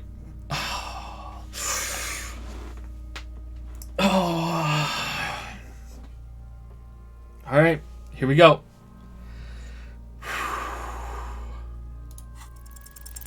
No! Oh, shit! A plume of smoke erupts from the barrel. Your hand goes numb from the explosion. With your ears still ringing, you lower the weapon to see what happened. You missed the belt, but hit the corpse straight in the chest. Bits of ribcage protrude from the skin. No blood, only a murky sludge dripping down his belly. The sudden stink makes your eyes water. Damaged morale. Oh my god, he's gonna fucking cry, I knew it. What a mulku? There's something wrong with your weapon, Lieutenant. It keeps missing. I don't want to do this anymore. This is boring. Start crying. You're sensitive. 1. The armistice is sufficiently precise, officer, especially at close range. He takes a sidearm from you and holsters it. Let me try again. It's not the gun's fault you can't shoot. It's your pig hands. Pigs don't have hands. They have, like, fucking hoofs or something. Kuno has hands. He displays his little fingers. They're pink. Kuno can shoot that shit down for you. Okay. No, Kuno. If I can't shoot him down, no one will. Lieutenant, we should entrust Kuno with your service weapon. He says he can shoot it down. That's preposterous. We're not giving you the gun, kid. Yeah, okay. So, like, I want to see what would happen, but that's not art cop behavior, and Kim's not going to go with it. There's no way. There's no way that's going to happen. So let's go number 3. That's preposterous, she whines mockingly. What are you, a fucking Earl? We still need to get him down somehow. His tone is growing tired now. The stench makes him turn away from the corpse. But how? The bad way, the way I didn't want us to, he sighs, by asking the harbor for help. They have the tools and the men. If they put him up there, they can take him down too. But won't it be dangerous? How do we get inside the harbor? From the gates, by negotiating or fighting. I'm unenthusiastic about fighting. He looks around. Or we can try to find some secret third path. It's unlikely though. To the gates! Let's negotiate! But won't it be dangerous? To ask the suspects for help with the victim's body? To be indebted to Everard Clare? Very much yes, which is why I would have preferred us to handle this ourselves. Clearly, we can't. Suck my dick, bitches. Who's Everard Clare? The leader of the Union, a dangerous and corrupt man. From what I hear, you don't want to owe him much. Yeah, don't go being someone else's bitches. You're Kuno's bitches. Let's get to it then. Can we kill Kuno?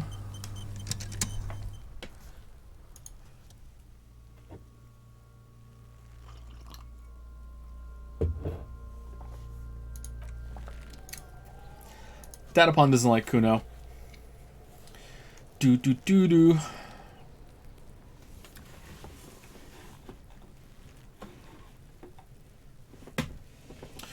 Thank you, Anton1699, for the 16-month resub. Datapon, do you know a cure to lovesickness? I miss Bike Chan so much. Aw, I'm sorry, Anton1699. Did you see the Bike Chan fan art that we had yesterday? Maybe this will help. Maybe seeing her happy will make you happy, and it'll help you get over it.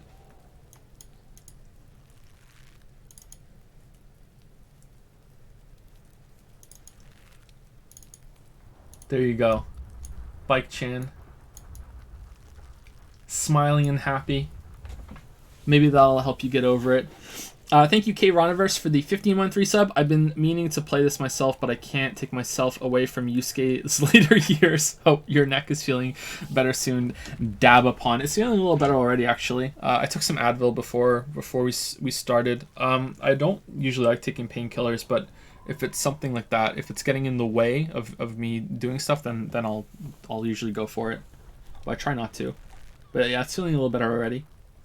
Thank you, K Roniverse. Archangle7294 has resubscribed for 3 months. Thank you very much. 3 months in the Disco Dragons. Archangle7294. Puckered Starfish used some bits to say, what is with the Scrabble tile words in this game? I don't know how many words are made up, or how many words or amalgamations of different words from different languages, or if it's just my usual bad pronunciation. I don't know. Probably a mix of all of them. Thank you, Suitcase Jim, for 1,500 bits with the message, hey Joe, it's been a long time since I've been able to catch one of your streams. So I'm hoping you can clear something up for me. Who or what is Trash Chan, and how disappointed should I be? Happy holidays. Hope you and family are all well. You should be pretty disappointed. I don't know. Let's see. Do I have a Trash Chan available? Let's see. Fan art.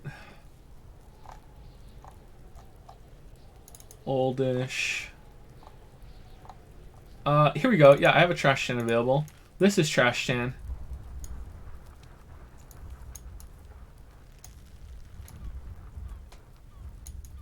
Yep, Trash Chan is from Code Vein, and yeah, you should be pretty disappointed. Yeah, Chat's waifu, second place runner-up for Chan of the Year 2019.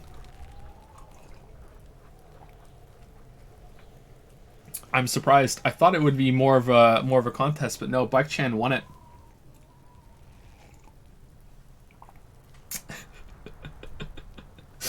Thank you for the message and the bits and the shame, Suitcase Jim. The shame is definitely deserved. Thank you, Teef, for the 3-month resub. Hi, Joe. Hi, chat. Hi, Teef. Hope you're well. Thank you very much for the 3-month resub. 3 months in Disco Dragons. Saying hi to chat, a dangerous game. Thank you, Mahalo Goldstein? Or Mahalo Goldstein, not sure. One of those two, I hope. For the 3-month resub or the message Yif. Yif? Thank you very much for 3 months in the Disco Dragons. Yeef? Mario? Yeet? In the Yeet fleet. Parker Starfish use 50 bits. When is the next stream after today's? Assuming you're taking Christmas off. Next stream is on Tuesday. I think we are taking Christmas off. Hold on 1 second. Yeah, I don't know. I should probably decide that. No, we'll stream on Tuesday for sure. Maybe we'll do a stream on Friday to make up for the stream that we're losing on Wednesday. Yeah, I don't think we're gonna stream on Christmas. Sometimes we do a Christmas Eve stream, but I don't think we're gonna be doing it this year. I think last year we did a Christmas stream.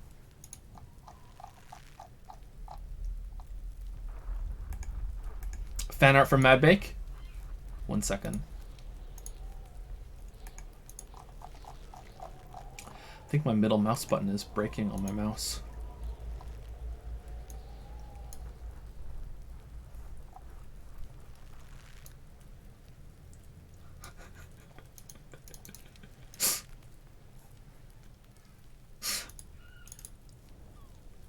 Joe, how impressively fast Madbake is.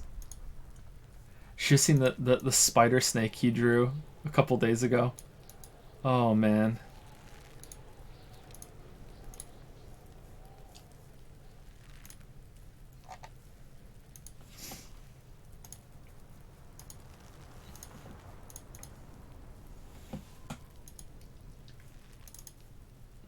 All right, here we go. Inland Empire Chan. Nonsensical in a good way, has pretty galaxy on her face, makes you sing karaoke. Waifu conceptualization, too cynical. Her face is like Humpty Dumpty. Uses esoteric words for no reason.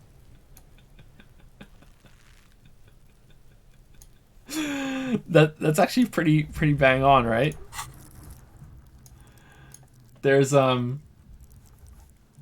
conceptualization right here, and there's Inland Empire. Nice. Thank you, Madbake. The what's that meme called anyway? Is it the looking back meme? What is that meme called? Does it have a name? It should. Distracted boyfriend meme.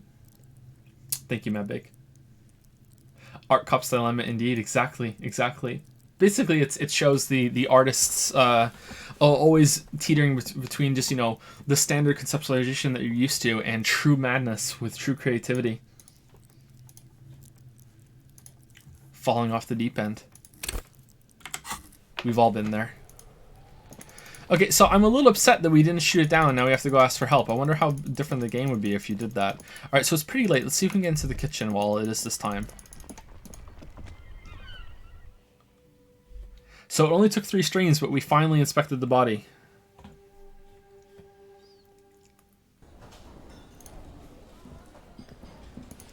Also, we can upgrade ourselves now, right? I don't think we want another slot. I think we want to upgrade ourselves. Alright, do we want to upgrade perception to see if we can get in through that,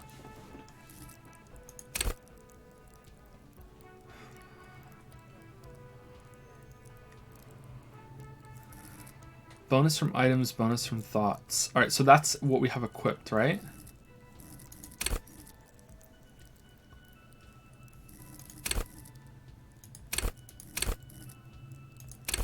We can get more health. Why has this got 4 now? What happened? Is it something... Because of physique based on learned skill.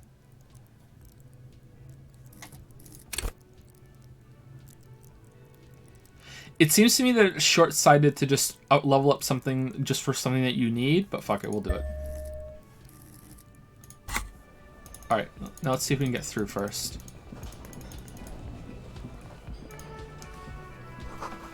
Dishes are drying, they smell of chemicals and pine trees. Let's use our bag.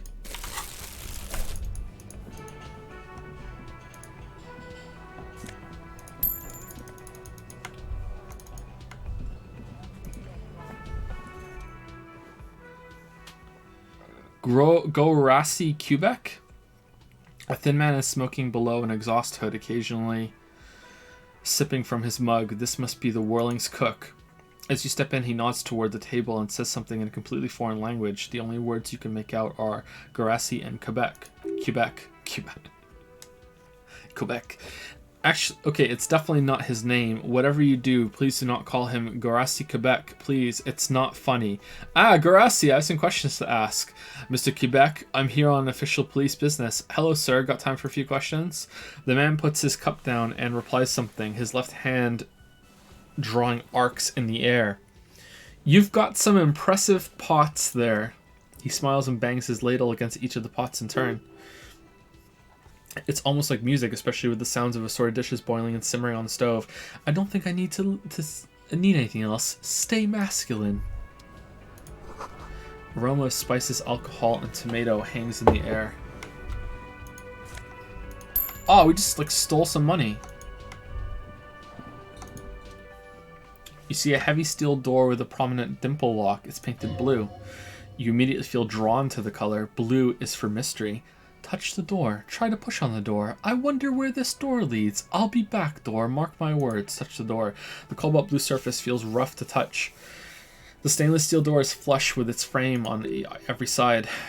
It leads to a side building adjacent to this one. The old building next to this half ruined. Whatever is behind it must be older. Wonder where this door leads. You do? The lieutenant regards you with patient skepticism. It's a door in the back of the kitchen. Why do you care where it leads? I am drawn to its cobalt blue. It's part of the whirling in rags. There's something about this place that makes me want to know. Out of duty, we may find something pertinent to the investigation. 2. Eccentric. But okay, I suppose we could look into it as a side investigation. He's not bothered by your eccentricity. He seems genuinely intrigued himself. It's hardly a side investigation. You already have a name for it. Yes, a mini side investigation. No, the door is a mega investigation. I'm calling it Behind the Blue Door. The door in the main investigation will merge into a stereo investigation. If you say so. He looks at the door, then you. Gart is the person to ask about this. The cafeteria manager. Try to push the door. The door's not budge. I thought he gave us like free reign to go back there, or was it just to go into the kitchen? Can I help you? Here's your trash container key. Thanks. I hope you found what you were looking for. I found the victim's clothes. How strange. I certainly didn't put them there. Maybe you don't remember putting them there. Maybe you were sleepwalking or in a fugue state. Could someone on your staff have put them there? Who else has keys to the trash container? The trash collection service, CS Municipal. I don't see why they would put anything in the trash though. Ah, the elusive CS Municipal. I doubt we'll be able to track down who was sent here last and when. This will have to be one of those little threads that solves itself down the road. He turns to the man. Thank you anyway. Could your staff have put them there? Sylvie had the keys before I got here, and I could vouch for her. I can vouch for all my staff. None of us would tamper with the crime scene. Thanks. Let's talk about something else. So about the money I owe. Yes, have you got it? How much do I owe you again? For the room, 60 riel. Oh, damn. 60? We have 13.56. Let's talk about something else. Like what? I was really enjoying talking about the money you owe me. I need a drink. Can you pour me one? Gart, I saw another thing at the whirling. I talked to Sylvie. She left because of me, not you. Wait, what? He looks up surprised. But what about the bird? The bird? Yes, the bird. I found it lying on the floor with a broken wing the morning she left. She didn't break it. I did. I threw it against the wall. You broke the skua? His face is flushed with emotions. A rash covers his neck. Alright, what's that, like 6 mistakes now? Damn. I assure you it was him. It's as if he can't decide whether to be angry or relieved that it was you again. Why on earth did you have to break the skua? It's a mystery. You tell me. I just break things. That's the way I am. Maybe I have a vendetta against it. It's a mystery. I can't believe it. I was so sure it was Sylvie. Even worse, I thought she was trying to send me a message, symbol of hope and all. A tender type of hope. Something stirs in you. Perhaps this is why you broke it. All right, he calms himself. Did she say anything else about me? You know, he repeats. Did she say anything about me? She said she was flattered. It was just bad timing. She said you're nice, but also her employer. I mean, come on, the power vertical here. Shake your head. No, we didn't really talk about you. Really? The man doesn't know what to say. He wipes his brow and stares at the counter. I should give her a call then. Oh, we got 3 experience for that. Thanks, I guess. He gives you a short nod. Was there anything else you wanted? Or, okay, do we owe you less money now? God damn it. Alright, saw a thing of the whirling. Another thing, great, I love those. There's a mysterious blue steel door in the back of the kitchen. Oh yes, that door, sure. There's nothing mysterious about it. It's just a door, he shrugs. Do you know what's behind it? Do you have... No, I don't have a key. I don't know how to get there, and I don't care either. It's not like I've been wondering about it for 10 years. It's just the Frit warehouse problem. Wondering about it, of course, exactly what he's been doing for 10 years. Or some boring storage space with a bunch of old junk and dust. Junk and dust. He runs his finger across the counter to check for dirt. He's attempting to maintain an air of indifference. It's absolutely not convincing. I think you'd like to know what's back there. Fine, okay, a little, he shrugs. But my job doesn't leave me time for wondering about one locked door in one of the cafeterias I manage. So I haven't opened it. I have cleaned the whole place 100 times over, though, after the animals, and I haven't found a key, so good luck with that. Something else I want to talk about. By the way, I'm going to sing karaoke here. Absolutely out of the question. Absolutely in the question. First we find a sad banger, then we sing this place to shit. Your body is ready, sire. Alright.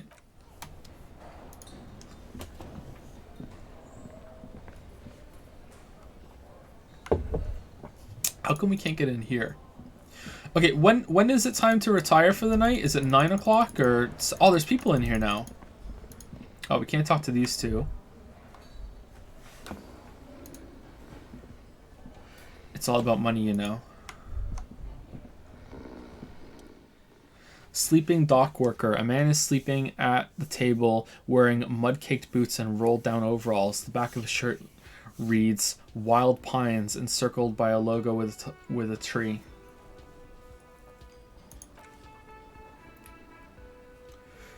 On the counter, rolled out of his open hand, you see a blister pack of headache medicine. Fuck. Wake him up? Ruckus talking to Gart, crash into a wheel. No, I don't care. I'm not waking him up. Why do I want to do that? Alright, can we go talk to the girl? You can sleep at 9, but you can stay up until 2? Okay.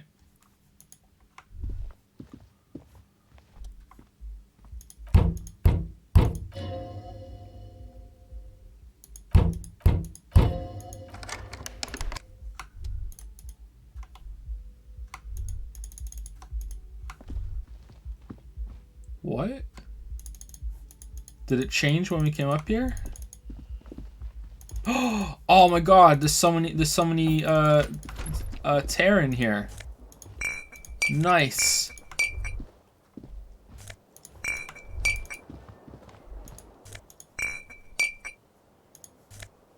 Wow, we really had a problem.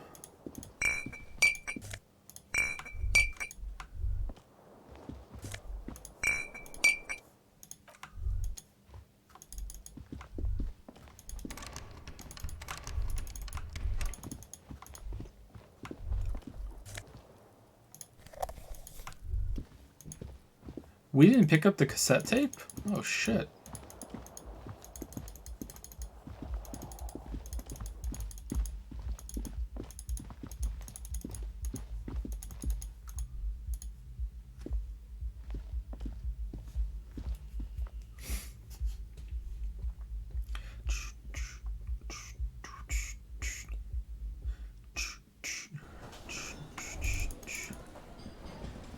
Excuse me, I'm gonna take this bottle.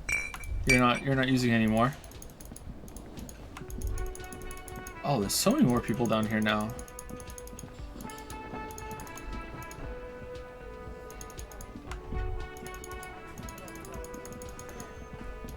What was I gonna do? I was gonna do something down here. Oh well, I forgot. Hello again, sweetie. Are you okay? I'm very sorry I crashed into you earlier. I don't know what got into me. Oh, I'm perfectly alright. I'm more worried about you. What was that? Yeah, what was that? The cafeteria manager is a bad man. A man without honor or compassion. It was like my body had a will of its own. I was running, my torso turned, my hands made this lewd gesture. I'm sorry you had to witness it. Don't beat yourself up too much. Beat yourself up over it too much, dear. People do strange things when the old fight or flight kicks in. I'm just glad you weren't injured. Sweetie needs money. Do sweeties get... Her expression becomes very serious. Oh, sweetie, I heard your conversation with the manager about your financial troubles. When do you get your next paycheck? If she could, this woman would feed and clothe you and every other sad lost person on this earth. What is a paycheck? I haven't seen any paychecks. Suggestion. Tug on her heartstrings. Alright. Would Art Cop do this? You understand Lena's idealism. Would he do this? I don't think so. What is paycheck? You must be joking. He pauses, reflecting. Although our pay does sometimes feel like a joke. It's not easy to assert your right to a decent living wage when you don't have a strong union behind you. Maybe you should talk to Evart, the union leader. Interesting idea. This Evart sounds powerful. Maybe you can wrangle some coins out of his pocket. All right. I don't think Art Cop would do this. All right. Let's go see if we can open that door.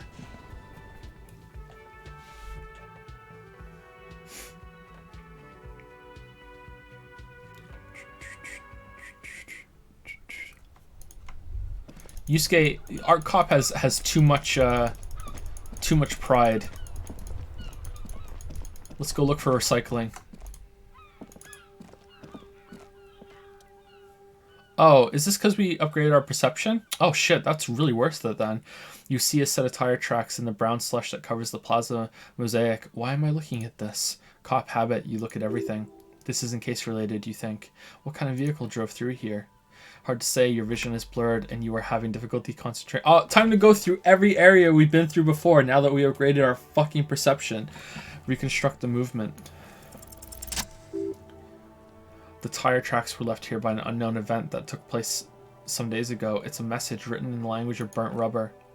Some of that rubber stuck to the tiles right in front of the whirling in rags. This is point A. The driver started there and then accelerated straight into the fence, left a hole big enough for the Franco-Nigerian cavalry, according to the cafeteria manager. What happened next? I remember that. The driver proceeded to back out of the yard, barely stopping before hitting the adjacent building. Before heading south, must have been in a hurry. A car drove through the fence. Is this connected to the case? I'm not sure. There are plenty of traffic accidents waiting to happen in Martinez. With a jam right here on the roundabout, I would keep them separate. Wait, roundabout? Is that a... You could follow the track south. There seems to be a canal there. See where they went, if you find the time. A car drove through the fence. You are correct. This is a rather motor carriage friendly city. Somehow that makes you feel scared. You don't know why. I think I got it.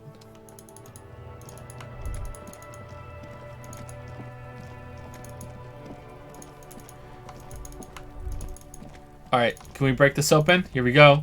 We're trying again. 42% this time. Why am I looking at this pile of roofing material? Okay, here we go. Alright, 42%. Oh man, my neck is feeling so much better. Oh, it still hurts if I look too far. Oh, yeah. Okay, let's not be so animated. Alright, here we go. No! Hajime, no! Because it's nice and orderly. Well-laid palette. Easy on the eyes. God damn it. Alright, now we need to level up again to try again. We're close.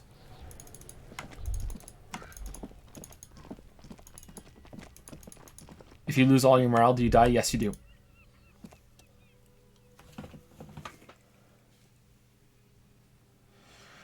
Bloody Hilarious used to miss to say this game is very comfy for the kind of things it has in it. Just running around as a bumbling detective trying to solve a crime in the weirdest ways is somehow very soothing at times. I can see where you're coming from. I was actually talking to Mandalore about this last night briefly. I find the game overwhelming. I find it like there's too many variables, there's too many things that could happen. Like my brain is constantly thinking, okay, well, what if I had done this first, or what if I had that skill, or what if I had done this instead, or what if I hadn't done that before I came here. Like it just constantly just like oh my god, what, you know? So it, like I feel like I really appreciate and I admire what it's trying to do, but I almost think like it's too much. I maybe it's, I think it's, well, not maybe, I think it is a problem with me. I just can't turn the analytical side of me off, and I just can't stop thinking like, oh, what if this, what if that, what if this, what is that, you know? So I think this is probably a game that I would enjoy my second or third time through more than my first, which is rare. Usually I enjoy the first time through way more, but yeah, that's how I think right now.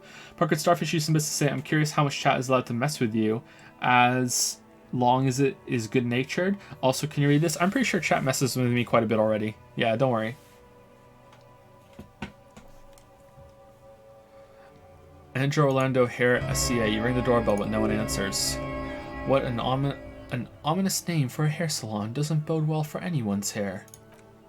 All you hear is static, but no one answers the call. 24-hour window. You ring the doorbell, but nothing happens. Emma's Fashion Atelier. You wait for a minute or two, but all you get from the call was silence, blah, blah, blah. If everyone's taxied, the rest isn't burned off.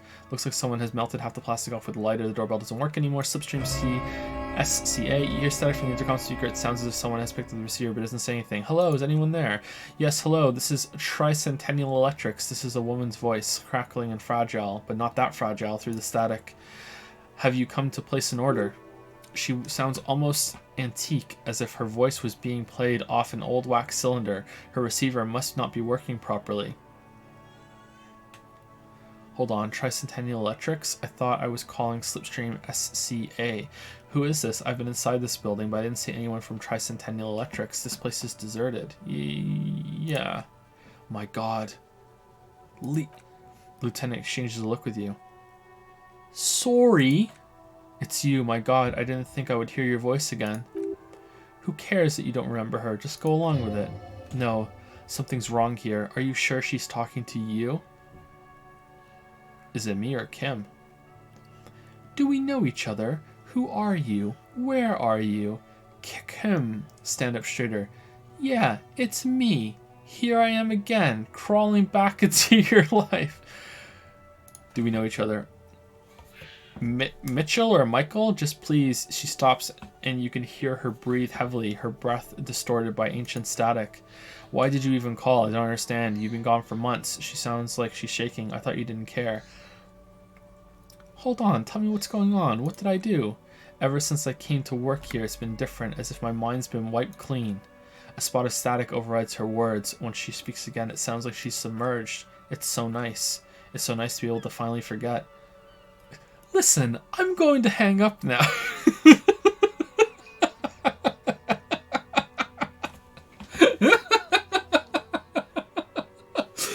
Forget about what? She sounds like she's about to cry. Hello. Oh God, please don't cry. Hang up the call. Hello. She doesn't answer. You said it was nice. What's so nice about forgetting? Silence. The only thing you can hear now is static and waves washing ashore on the bay. What just happened? I get it. You don't want to talk to me. No one ever wants to talk to me. Fuck. Hang up the call. Alright, it's goodbye then. Also treason. I get it. You don't want to talk to me. No one wants to talk to me. Another seagull passes by. It's getting cold standing here, staring at the silent call box. It must have been some kind of faulty wiring. We should maybe stop playing with this doorbell. It looks ancient. Alright, it's goodbye then. Hang up the call. Alright. That was weird as fuck. That was weird as fuck. Okay, do I want to heal myself before we try this? That's a pretty low, right? Fortress Accident SCA, nothing. Revachol Ice City. Main Hall Building B, Whirling in Rags.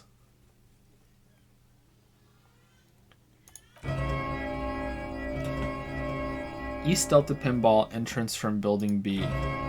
Okay, so here's a question for you, chat. Okay, so let's just say this is something I feel like my character would do. All right, so if we leave, right? Okay, so I save it, right? And I go over here, okay? And I go over here and I use this button, okay? I do it, and then I fail and die. Oh, okay. All right, never mind. So if I failed and died, and then I reloaded it, and I just kept trying again and again and again, is that safe scumming? Because, like, I died, but it's still something I would do. What do you mean, yes? What am I supposed to just walk away and never come back and do it again? Yeah, are you sure? Because okay, I'm assuming it kills me, alright? I'm assuming it kills me. If it doesn't kill me, reloading for sure. If it locks me out and I have to come back later, okay, yeah, reloading it would be safe scumming. But if it kills me, is it safe scumming?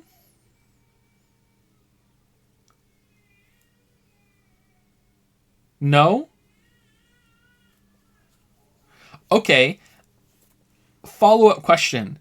If I have like healing and I don't use the healing because I know that if I fail, I can just reload and try again, is that safe scumming then?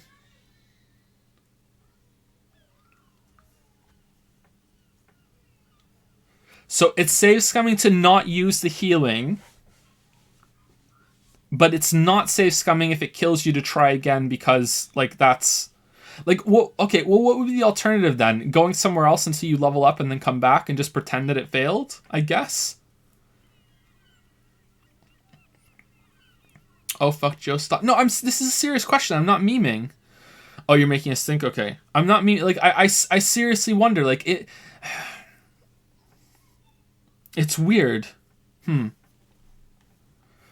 Whatever she says it can't hurt you. You're a different person now, stronger, healthier, and thicker. All right, maybe not healthier, but it's a bonus that you've drank so hard you can't remember any of your past relationships. Oblivion's the ace in your corner. Well, I think Skyrim's better. Call her again. Press the doorbell to Slipstream SCA. There's a light buzz as you press the doorbell, waiting for her to answer the call. It's cold outside, and you can hear the wind blowing into the speaker.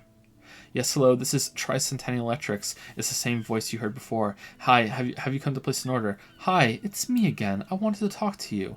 Last time we talked, there was some confusion. You got me mixed up with someone else. My God. Here come the bad vibes again. Relax, distance yourself from it. Please don't hang up. I just want to explain myself. Before you can finish your sentence, the voice continues speaking. It's you. It's the same. Isn't this exactly the same thing? It's you. My God, I didn't think I hear. It's the same thing. Wait, is she... Wait, are you repeating your words? Didn't you already say that the last time we talked? Is it a fucking recording? Wait, are you repeating your... Michelle, please. Just please, even her breathing, the way her voice drops to finish sentence sounds exactly the same. Why did you even call? I don't understand. You've been gone for months, she continues. I thought you didn't care. Is this some kind of joke? Do you think it's funny deceiving a police officer? Just stop it already. Just stop repeating your words. It doesn't matter what I say. You're just going to continue, right? The voice from the intercom doesn't answer, but you can hear her breathing. Wind blows into your microphone again, crackling and echoing in the box. Is it over? Can we talk now? Thank you. Now tell me, who's responsible for this joke? Ever since I came to work here, it's been different. As if my mind has been wiped clean. Say nothing. It's so nice. Finally forget about you, then it hits you. You're recording. She tries again not to cry, but still doesn't succeed completely. Her quiet sobs sound old and distant, as if her voice has been played off a wax cylinder. Real or not, your mirror neurons react. It feels painful to be listening to this. I wonder if they just sat around thinking, like, all the different ways we can make you think that you finally learned what your name is. Real or not, your mirror neurons react. It feels painful to be listening to this. Just a recording. And here I thought, why does it still feel like it's my fault? Go ahead, ancient recording. Cry then. Number 2. Her sound melts into the static from a long-distance phone call. From time to time, you can hear people talking in the distance, but can't make out any words. This is where you hung up the call last time, but the recording is still going. Keep listening. A phone rings in the office with an old-fashioned chime, and someone walks by in a pair of heels. The static is like a warm blanket wrapped around the sounds. Is anyone there? No one replies, but the static grows stronger like rainfall. Then a female voice speaks out, completely different from the one before, glorious and total somehow, crawling inside your head. Her words... Ooh, shivers! Her words are too cold to comprehend. I think is this the first time we've seen shivers? She smells of sodium lights and rain streaks on car windows. Eyes like pilot lights watch her shape in the dark hallways, guttering. So, the strange alien thought pattern ends. Lieutenant cuts in, inspecting the intercom. It was a recording trapped in the circuitry from some ancient tenant. This sometimes happens. Shall we conclude here? We have other mysteries to solve. Wait, a recording trapped in the circuitry? A ghost in the shell, you say? Something weird just happened to me. Don't take this the wrong way, but during our short stint working together, something weird is almost always happening to you. That is true. All right. Well, that was interesting.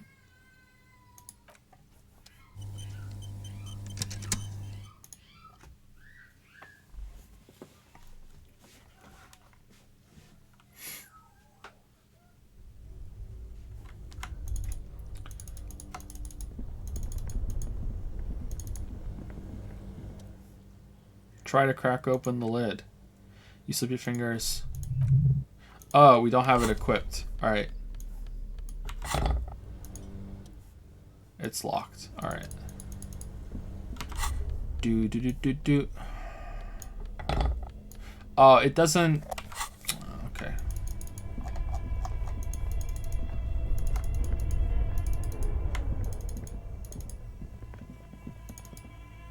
Maybe I should turn this off for a day. Just a day. It's not going to melt, right? Because it's black, the color of a immeasurable cosmos.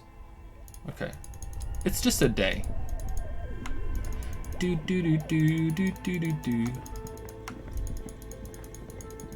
If anyone gets that reference, they're gonna shit their pants.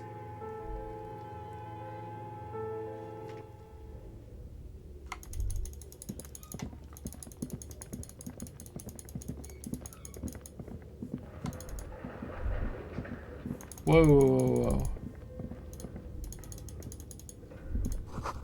Looks the remains of the 24-hour window repair shop.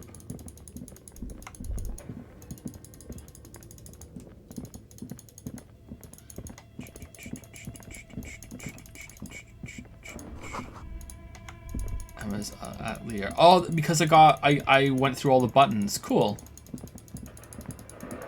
I wonder if they still would have shown up if you came through this way. Or if it wouldn't be until he finds out about it. Alright, so there's nothing new to inspect with perception in here.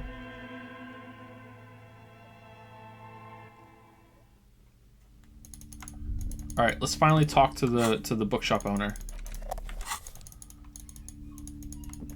Hey, I parted your curtains. What are you gonna do about it? Got any recycling? Broke down the back door. The wards, the door. It's all gone now. Dark psychic energy leeching onto my shop. I don't know what I was thinking, barging in like that. Sometimes it's necessary to resort to extreme measures.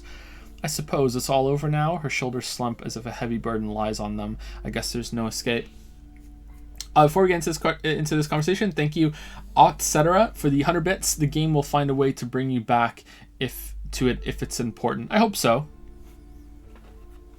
Yeah, probably. I don't know. I don't really understand the game that much, but I'm guessing that's probably correct. And thank you, Jason Kim, for the 24-month resub. Welcome to the 2-year club, Jason Kim. Please enjoy our 2-year chat icon. Thank you. 24 months with the Disco Dragons in the Disco Elysium. Plow me, daddy. Wow. Okay, that's a lot of waifus in your message there, Parkwood Starfish. What are you talking about? It's just a door. Just a door? This place is cursed, detective. They don't call it the doomed commercial area for nothing. The DCA? Just look at the sheer amount of companies that have failed in this house. I hope you're happy now. Hope that you've ruined everything. Sorry, happy that you've ruined everything. Now that you've broken the door, the curse is coming to get me as well. She closes her eyes and starts mumbling something to her pendant. Oh, sorry, I didn't know about the curse. Cursed? But I thought the curse wasn't real. Of course you did. You're nothing but a policeman. She shrugs, visibly dejected. Alright, you know what? I'm willing to let you investigate the doomed commercial area. We are set on the path. There's little else to do. I've already done it. But before we go on, tell me, did you encounter the malignant entity? Her eyes narrow as she whispers the name. The entity? No, I don't think so. Of course, the entity. Close your eyes. I didn't see her, but I sensed her presence. No. Art Cop does not lie. Yes, the malignant entity that lives inside the chimney. It takes the shape of a woman, a witch probably. Didn't we saw a chimney, didn't we? I've suspected that she knows more about the curse than she lets on ever since I first saw her. You mean the chimney that's part of the central furnace? I heard voices come from there. How did you get in there? Did you lock the door? Did you explore and then you locked the door? Chimneys aren't big enough for anyone to live there. Chimney, the passage between heaven and hell, of course. It all makes sense now. Jacob's chimney, number 1. Yes, I've heard that it's enormous. She has barricaded herself behind some metal security curtains upstairs. God knows what she's doing there. Some unnatural magic, I assume. She shivers. You should go find the entity and ask what happened to all the companies in the building. And do return to me after you've talked to it. I'm quite anxious to know what she has to say about the curse. If you're really interested in cracking this mystery, then we should go back to the furnace. Maybe you could yell into it or something, make some noise. You'll think of something, you always do. Despite his cool, the lieutenant's interested in solving this mystery too. I had a few more questions about the curse. What if I want to buy a book? Your daughter is the one standing outside the store, right? Annette, yes, my daughter. I hope she wasn't slacking off again with her nose in science fiction. Tell me, was she at her post doing her job like a proper girl? Yes, of course. Wonderful. Did you talk to her? Yes. Great. On a scale of 1 to 10, how compelled were you to buy books after talking to her? Her opinion of her daughter depends on how well she lured you into the store. 10. She's certainly very polite and helpful. 5. I felt some interest. 1. Not impressed. I'm not going to grade a human being. I don't do that. I do. 10. She's precious. Better than Mario Odyssey. Her dedication brings joy to my heart. She's immensely satisfied with the answer. If you have children, I hope they turn out as great as my Annette. The way you're handling her strikes me as wrong. Annette is quite the trooper. She's a great value add. I'm here to dismantle the free market and abolish child labor. All this pressure has made her really anxious. You know she's been chewing her nails? Number 1.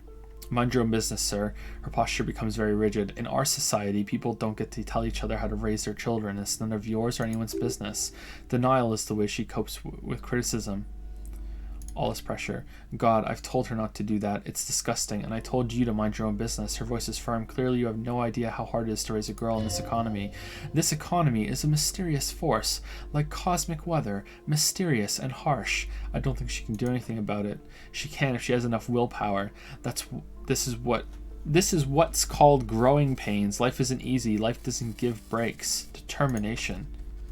Come on, ma'am. It's obvious she can't do anything about it. You're placing an unnecessary burden on a young child. What you're doing is wrong. Even I know that. And I usually don't know anything. That is true, and obviously the will of the market, but maybe make an exception for your daughter. Yeah, actually it's super alright for kids to chew their hands off. Forget I said anything. Alright, so, laying on hard, like, this is wrong, you're an awful person, might make her back off. Sarcasm might go right over her head or make it even worse. So I say number 2. She stands stiff and severe, silently fuming. 10 or so seconds pass without change. Alright, Karen. She's looking for one, but there simply aren't any good arguments for being an asshole. All of a sudden, she exhales sharply. Her shoulders slump down. Oh no, she mutters. Hold on, I need to invite her inside and apologize. She must be freezing out there. There, she returns with a nod. I don't know what to say to you. My husband, he tries to teach me business lessons. I have what my mother called a dull mind. All this stress. She stops, but her mouth keeps moving. Sounds like both the husband and the mother treat her the way she treats Annette. You're like Annette to your husband. And your mother. Just nod compassionately. Oh, she nudges her glasses nervously. Well, my mother was horrible, of course, absolutely perverse energies around that person, but my husband, she shakes her head. My husband is completely different, of course, says Empathy. Is this husband Annette's father? Is she an only child? She told me she doesn't go to school anymore.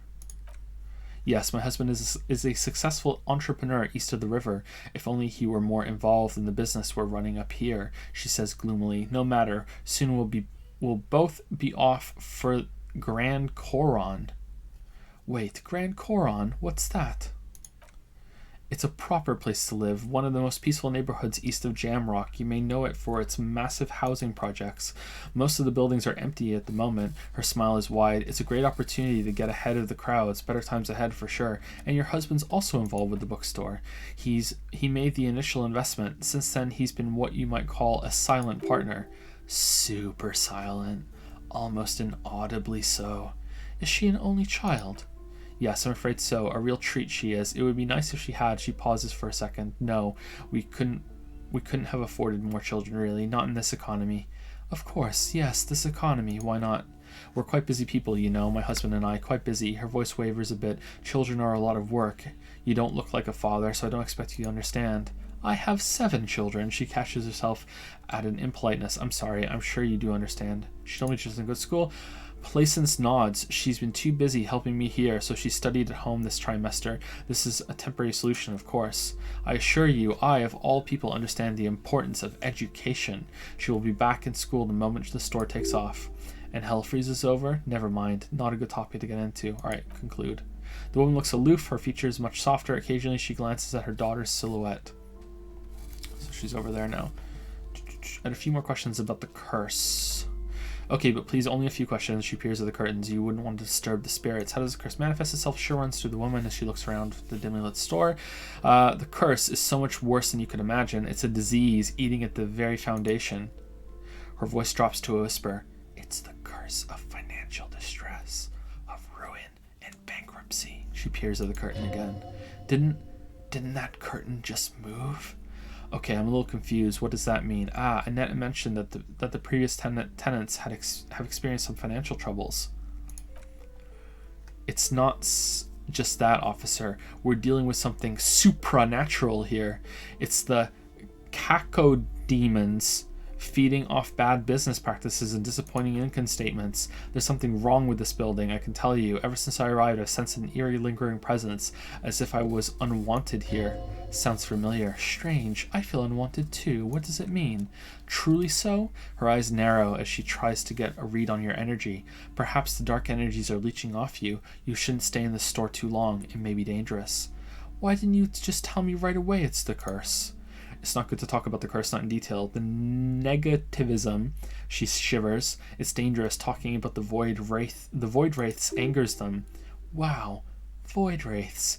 You have new words. Have you sought help from anyone? Yeah, that's a good line. Yes, I've contacted numerous parapsychologists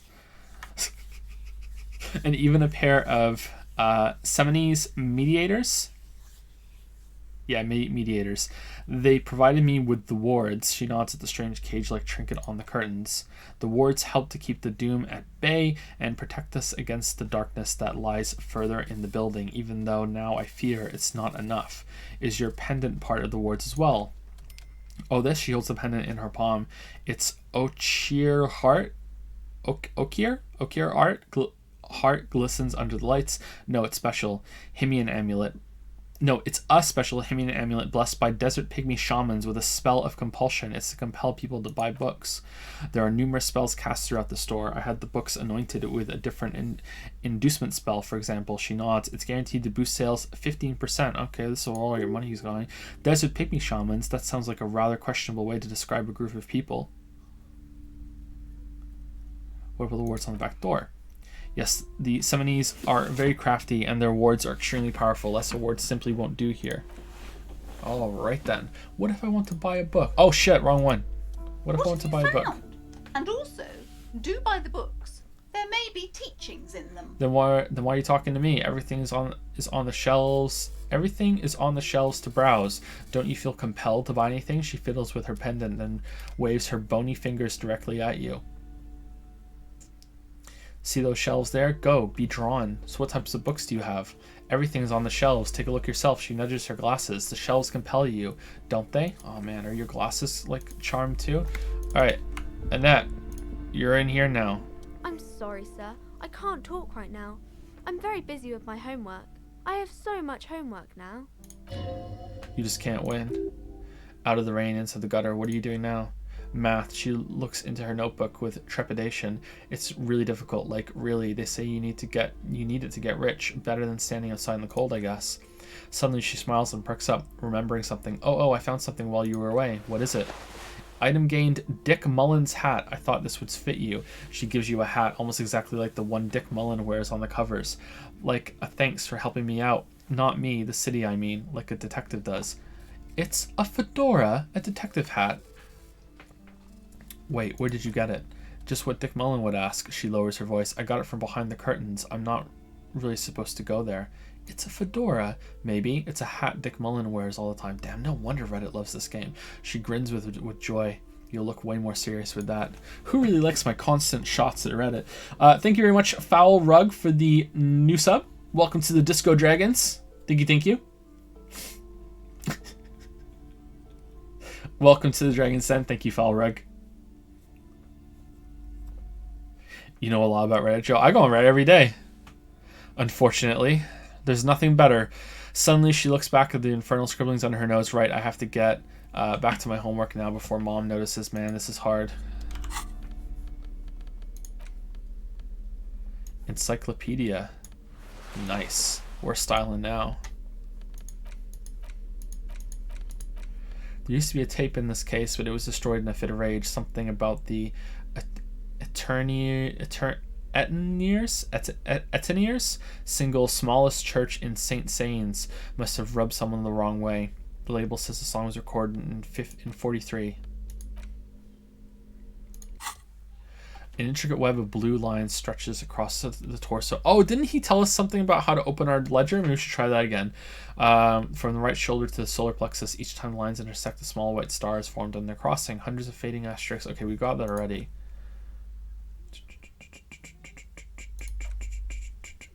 Gone? Who are you? Gone.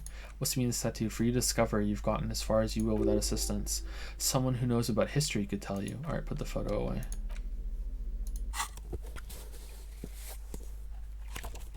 Open the hidden compartment in the clipboard. Alright.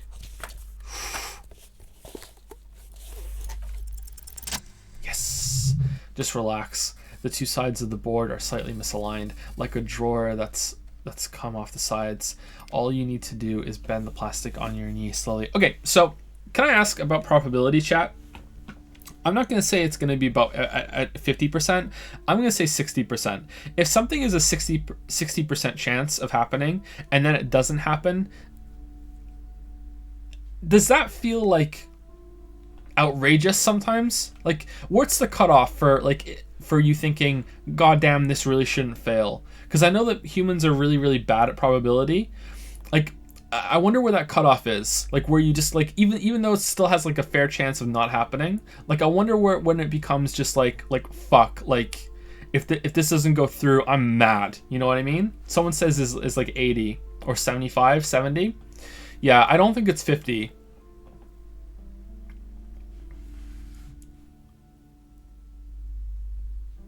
%90 or more is fuck this stream. Yeah, and even that's still 1 out of 10, you know? That's a fair chance of losing, you know? Like, yeah. Probability, man. Just relax. The two sides of the board are slightly misaligned, like a drawer that's come off the sides. All you need to do is bend the plastic on your knee slowly. The slides snap back into place. It should be possible to just, you know, slide the drawer open. Wait, somehow I don't want to. Slide the drawer open. Without resistance or sound, the two panels move against each other. The compartment's now open. What's inside? Is it our badge? 2's ticket stubs and a handmade postcard. Aw, nice. Fucking kill yourself, you asshole.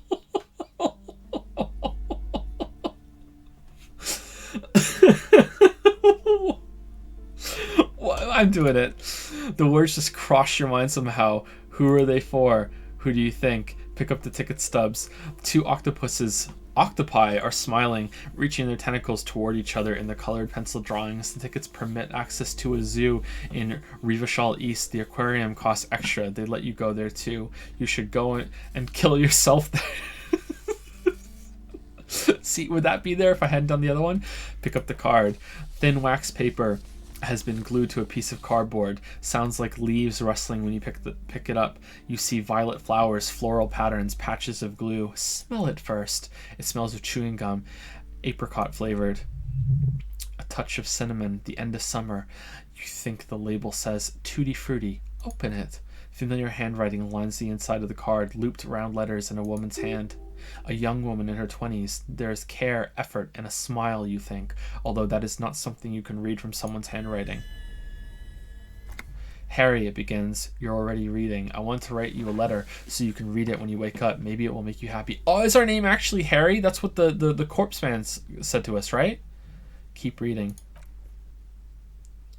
Your hand shakes holding the card. Every morning when I step out and you're asleep behind me, it says, I find a little piece of sadness in me. I carry it in my chest down Voyager Road.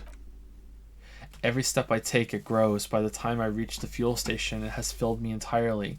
I step on the light rail and look back. Sparks fall from the bow collector? Bow? I think bow.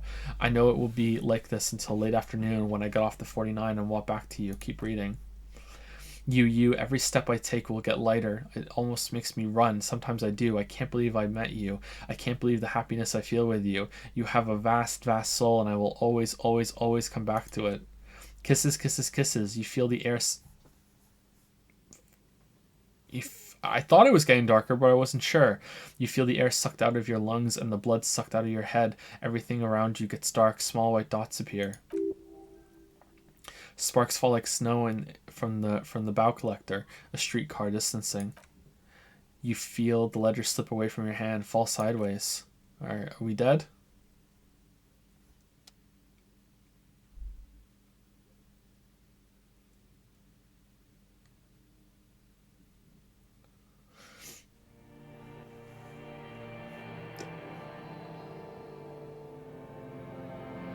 Ooh.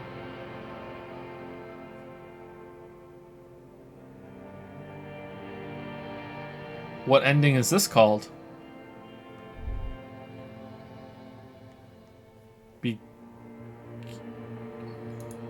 There is nothing. Again. Nothing? Just lie there passed out. Nothing? Nothing, sad brother. No treachery, just blackout. Okay, this is different. Just lie there passed out. Well, almost nothing. There is the ground below you, that's still there. And the small light that's on, fluttering somewhere in the basal ganglia. That's me. Blue eyes, that's me. And who was that? Who was what?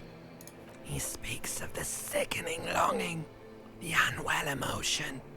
Even in the darkness he's grasping for it, still trying to hold on to the great sorrow slipping in the water. Slimy. Yeah, that's the stuff.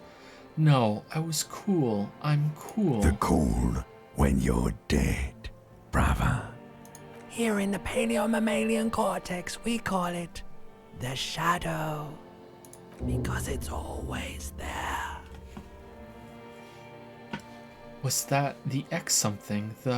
Where is Voyager Road? There was something about a bow collector, too. Enough, just lie there motionless. Was that the X Bloated something? corpse of the past resurfacing? No, it was beautiful. Beautiful. Believe me, stupid ape, its lack of beauty was not the problem. Where is Voyager Road? There is no Voyager Road. There are no roads, no houses, no lights in the windows. It's all on pause. Yeah, man. What was that about? You think they would let you? Until you disintegrate into biomolecules? No. Someone is breathing on your face now, inspecting your pupils, stupid idiot. I'm not coming back. What is that? It's cold. Yes, they're pouring something on you. Something in you. And It's delicious. Oh, are we getting drunk? Glowing lights on a dashboard emerge out of nothingness. Where am I? In the upholstered cabin of Lieutenant Kitsuragi's motor carriage, seated in the driver's basket. One day I will say his name without hesitation. The air is thick with leatherworks and heavy fuel oil. Cold water runs down your chin. Drink water. The lieutenant is extending a small canister to your mouth. Drink. The water is cold, silvery, the stuff of life itself as it pours down your parched throat. The pounding in your head recedes, the darkness parts. Drink, he tilts the canister. You haven't drunk water in 2 days. Did you know the human body is not made to survive on alcohol alone? You need a secondary form of hydration. Actually, beer and cider have loads of water in them. You know, in the Franco-Nigerian centuries, the quality of water was so bad it was sometimes more hygienic to drink beer. But these are not the Franco-Nigerian centuries. We are in the present. It is safe to sometimes drink water here. He hands you the canister. Oh man! Oh man! I'm mad. With greedy gulp, spill it over to morale. With greedy gulps, you down half a liter of cold water. Some of it spills on the driver's seat. The lieutenant pays no heed to it. What happened? I should ask you the same. I came in contact with the burnt-out ruins of the past, Lieutenant. I was dehydrated. It won't happen again. Fuck it. Start climbing out of the motor car. I should ask you the same. You were reading your paperwork, then you passed out. I carried you to my Kinema to take you to a hospital. Then you came to. How long was I out? 10 minutes, maybe.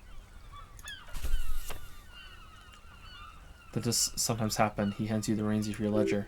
He replies with such understanding, it's as if the burnout ruins of the past were an occupational hazard, athlete's foot for cops.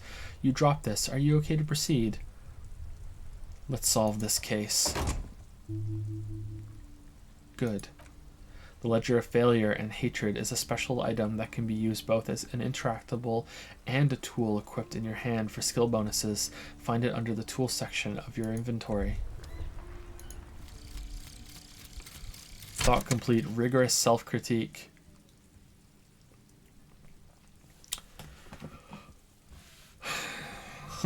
Both wall and cage. Here it is, hard facts from the man you are. You once jerked off in the locker room and were caught. No, you held a young woman by the arm and kept her in your apartment for 20 minutes against her will. Whoa, that's right. These are not flights of fancy. These are real deeds. For real? Harry, emerging from the darkness of your past. You tried shooting a fleeing suspect in the foot but hit him in the pelvis, crippling him for life. And above all, you let life defeat you. All the gifts your parents gave you, all the love and patience of your friends, you drowned in a neurotoxin. Thanks, GLaDOS. You let misery win, and it will keep on winning till you die or overcome it. Int and Psi red check failures heal +1 morale. Fizz and Mott red check failures heal 1 health. Learning cap for pain threshold raised to 6.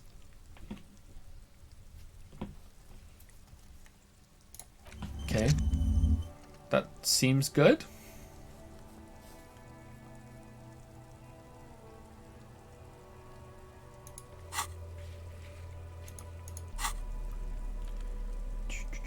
Inland Empire empathy -2 authority.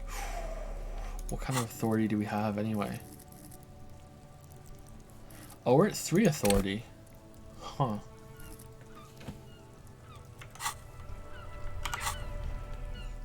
Ledger of failure and hatred.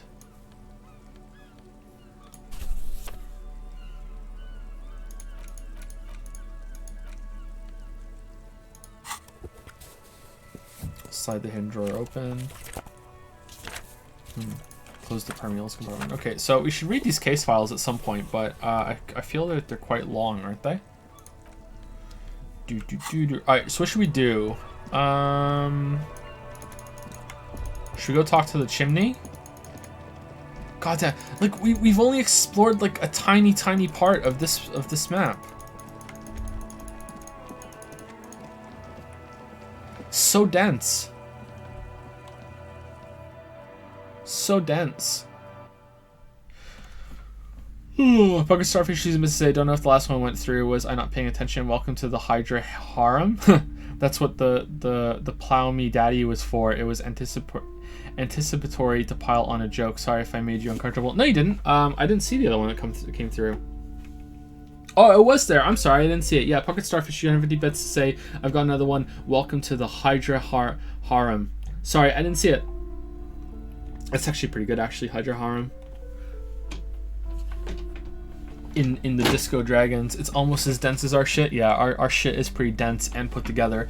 Anton 69 used to say Fire Emblem does something interesting with RNG. It generates two numbers between 0 and 99, and an attack hits if their average is below the displayed hit percentage, making everything displayed above 50% more likely to hit and everything below less likely. 90%, for example, actually hits 98.1 of the time.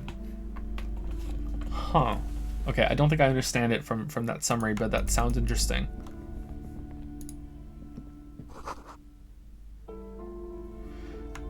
Gift books and molten candy. Storekeep, tell me about the Muscle Man books. The display rack is brimming with worn paperbacks featuring an extremely muscular sword-wielding barbarian on the cover. Nearly all the titles contain the word Hemdal somewhere.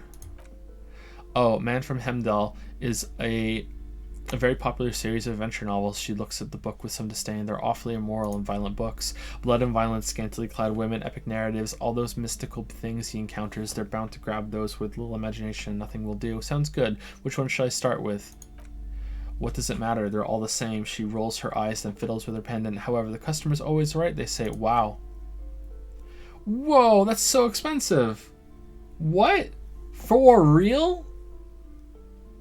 No. I mean, like, do we want a book to read when we go back to our room at night? I kind of feel like maybe that should happen. All right, let's go look at the chimney. Oh, we got new thoughts, didn't we? The Bow Collector. Sparks fall like snow from the Bow Collector of streetcar number 42, slowly down the slope from Voyager Road and then east on B206 across the river to where there are no closed factories or ruins. To study at the academy, electrical cables run overhead and the Bow Collector draws across them like a musical instrument. A flash. She's standing at the rear window holding onto the rail in a spring coat waving at you. Well, we have no slots for these thoughts. White morning. You see yourself from above. You've passed out on the blue tiles of the hostel room floor. Even from this distance, you can see your eyelids flutter at the mention of what? A great white object letting out its sweet smell like a lily of the valley. The little man's forgotten its name, but he still remembers the feeling. And look, he moves. The feeling animates him. He instinctively reaches out for the feeling's best friend, a bottle of Commodore Red. He puts on his disco clothes and gets smaller and smaller. You can overwrite old thoughts. Doesn't it cost a slot or like a skill point? Yeah, it costs a skill point.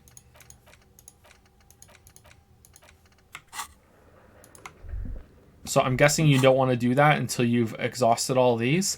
How many fucking skill points do you get in this game? Holy shit. Like, we're not even 10% done yet, are we? Oh, Kim wants to talk. Hey, Kim. It's dark. The lieutenant states the obvious. And the flashlight works a lot better if you hold it in your hand. Fair point. Yes, totally obvious. Flashlights go in hand, stare at your hand uncomprehendingly. Yes, Lieutenant says, you might even call it a feature of the universe that you need to hold tools to use them. That makes so much sense. Right, now let's get to it. The Lieutenant nods. Some areas are inaccessible. Okay, so this is just if we hadn't done this before. All right.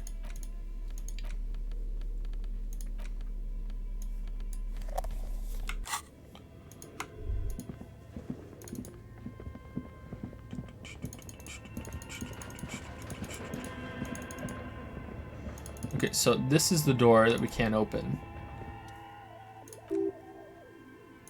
Security curtain. I didn't know that's what they were called. I just thought they were called, like, shutter doors. I've never heard them called security curtains before.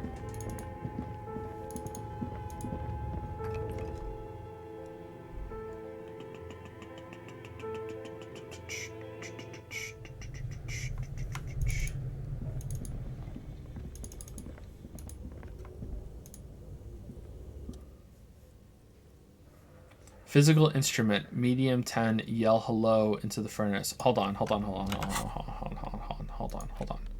Can we min max? Is this something we can do? Is this allowed? Is there anything that lowers our physical instrument?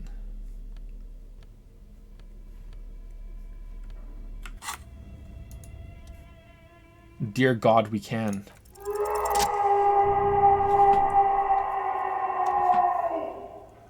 hot. Something breaks loose in you. A mighty bellow echoes throughout the chimney's depths. The chatter of tiny voices above suddenly cease. Then, you hear a woman's voice answer. You've awakened the entity. This is the police. Who's there? I summoned the ghost of this doomed commercial area. Answer me, spirit. Hello, are you there? Speak to me. Hello? Did you say anything? I can't hear you. Please come upstairs. There is a safety curtain on the second floor. I'll open it. You hear a low rumble upstairs, the sound of a curtain being pulled aside. Lieutenant nods and points upstairs. After you, officer. Alright, but not before I kick it with my foot. I'm really interested in what's going on right now. God damn. All the mysteries we're finding just in here.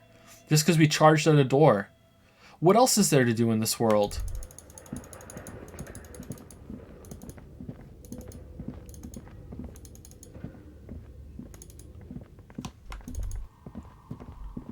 Ooh. This tray's full of dice. Colorful polyhedral dice. Hundreds of them. Oh, colorful spelled correctly. Good. The candy dispenser has been repurposed to contain thousands of dice.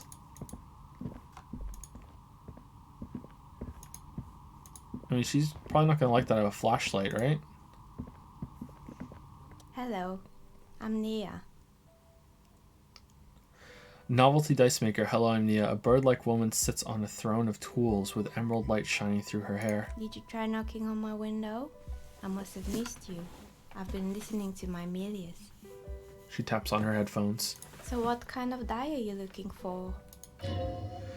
Could this be the malicious entity? Perhaps it's wise to go along with this masquerade for now. She's got a direct view to the backyard. You should interrogate her about the lynching. Hold on, what do you mean by Mylius? You must have confused me for someone else. I haven't knocked on your window. Why are you asking me about dice? Move on. What are you doing, Mylius? Yes, Amelia is like a calling station. You need a two-way radio to access one. That's why I have these. She pats the headphones on the table. What do you eat? Mostly, they just teach you to swear in different languages. But some of the stations can be quite interesting. I was so absorbed, I must have missed you knocking. You must have confused me with someone else. I haven't knocked on your window. Then how did you get inside? By the south entrance? You know what? It doesn't even matter. What matters is that you're finally here. Let's talk dice. Did you have something specific in mind? Why are you asking me about dice? I'm a novelty dice maker. She says. Tell me the name of your role-playing system and I'll make the die you need. That's why you're here, yes? Yes, I want 2 die. Role-playing games, you know, the one made by Fortress Accident, does that count? Sure, I like role-playing games, and I need some dice. Maybe I'm not really sure why I'm here. Honestly. No, I was looking for something else. Squint your eyes mysteriously.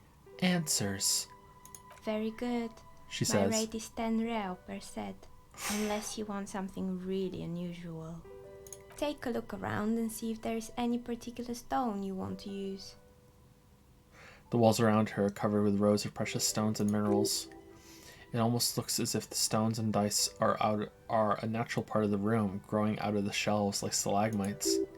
No falsehoods are present. She's a novelty dice maker and doesn't have anything to hide. Ask her what you need. How did you become a dice maker?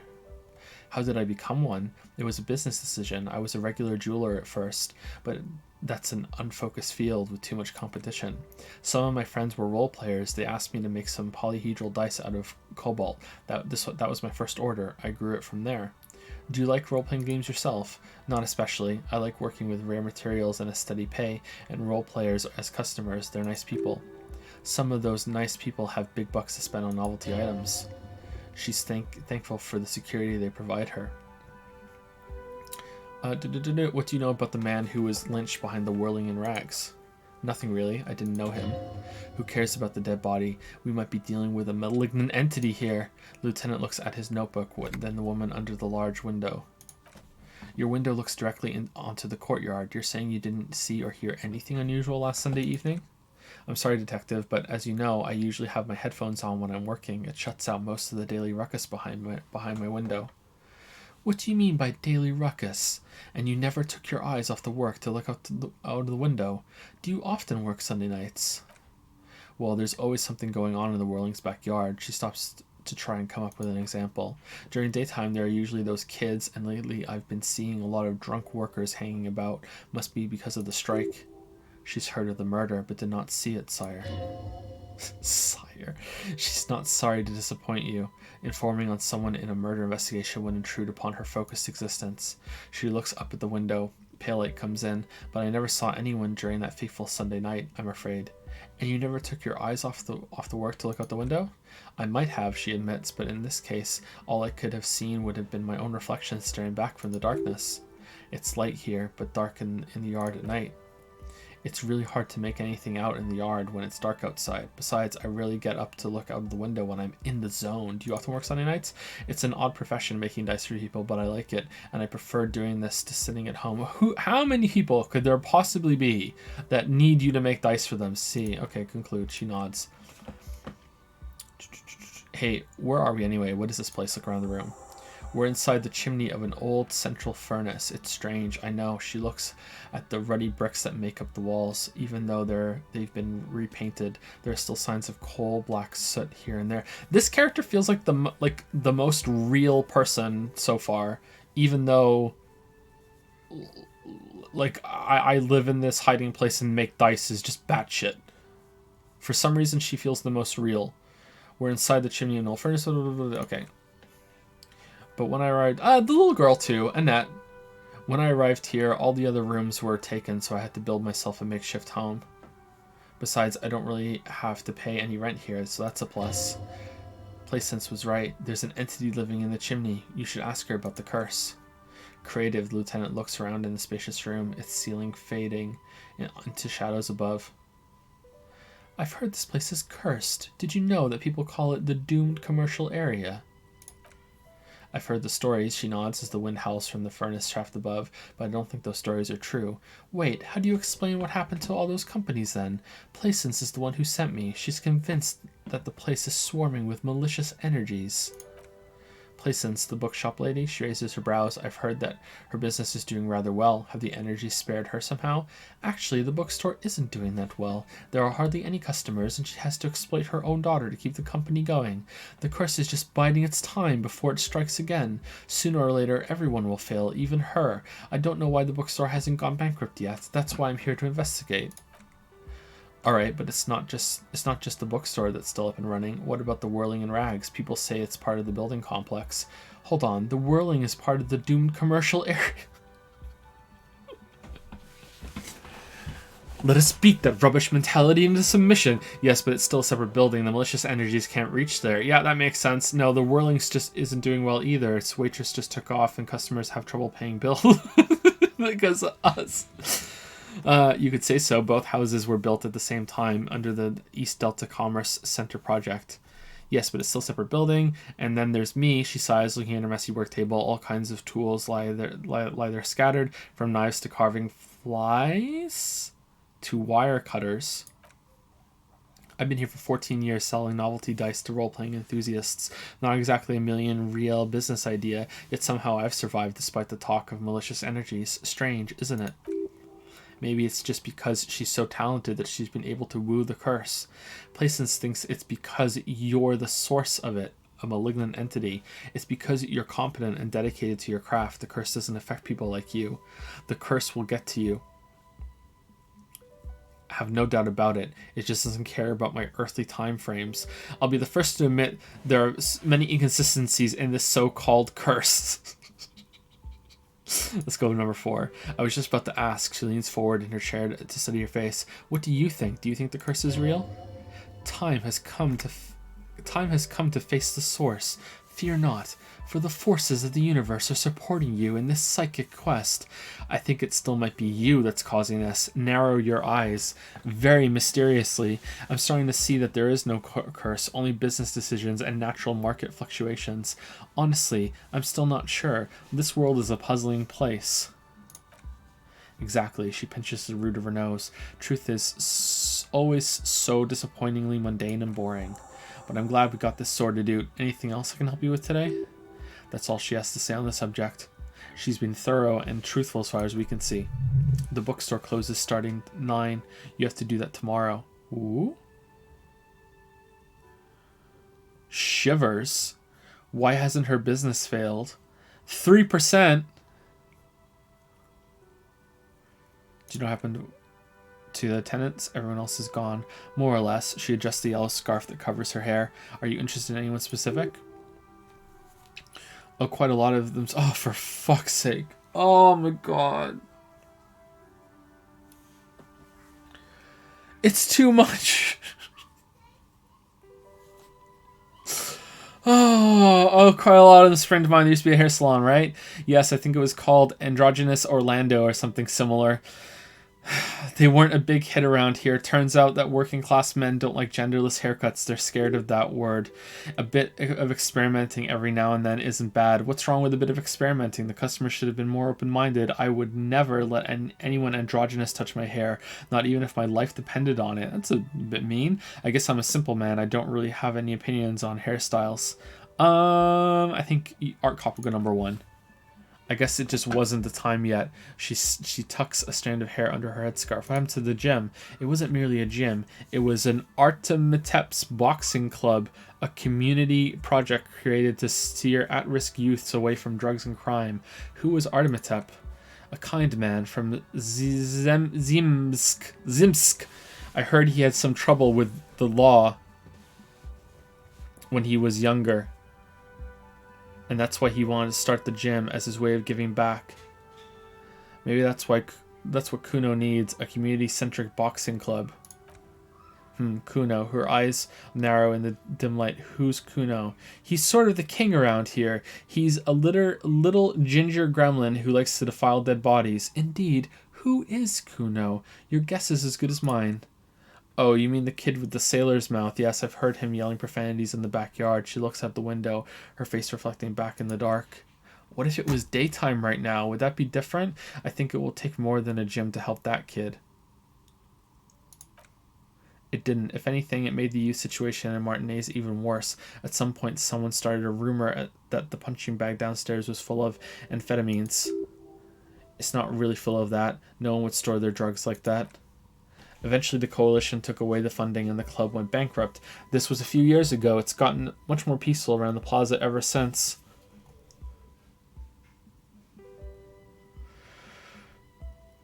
What's over the broken windows? Oh, this one's a mess, she sighs. There used to be a company that promised to repair windows 24 hours a day. What could go wrong with this one, right? Turns out the business was actually set up as a front for an illicit group that was producing snuff milieux.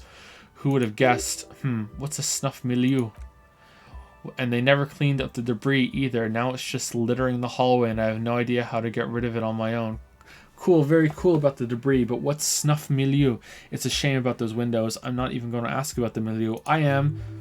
Oh, we got experience for that. It's a sub-Rosa radio station that broadcasts real murders with real victims. Some people pay good money to get off on it. Nothing changes in her tone as she says that. It's as if it's just another piece of information to lay out for the world. Oh. A mistake. Lay hour for the world.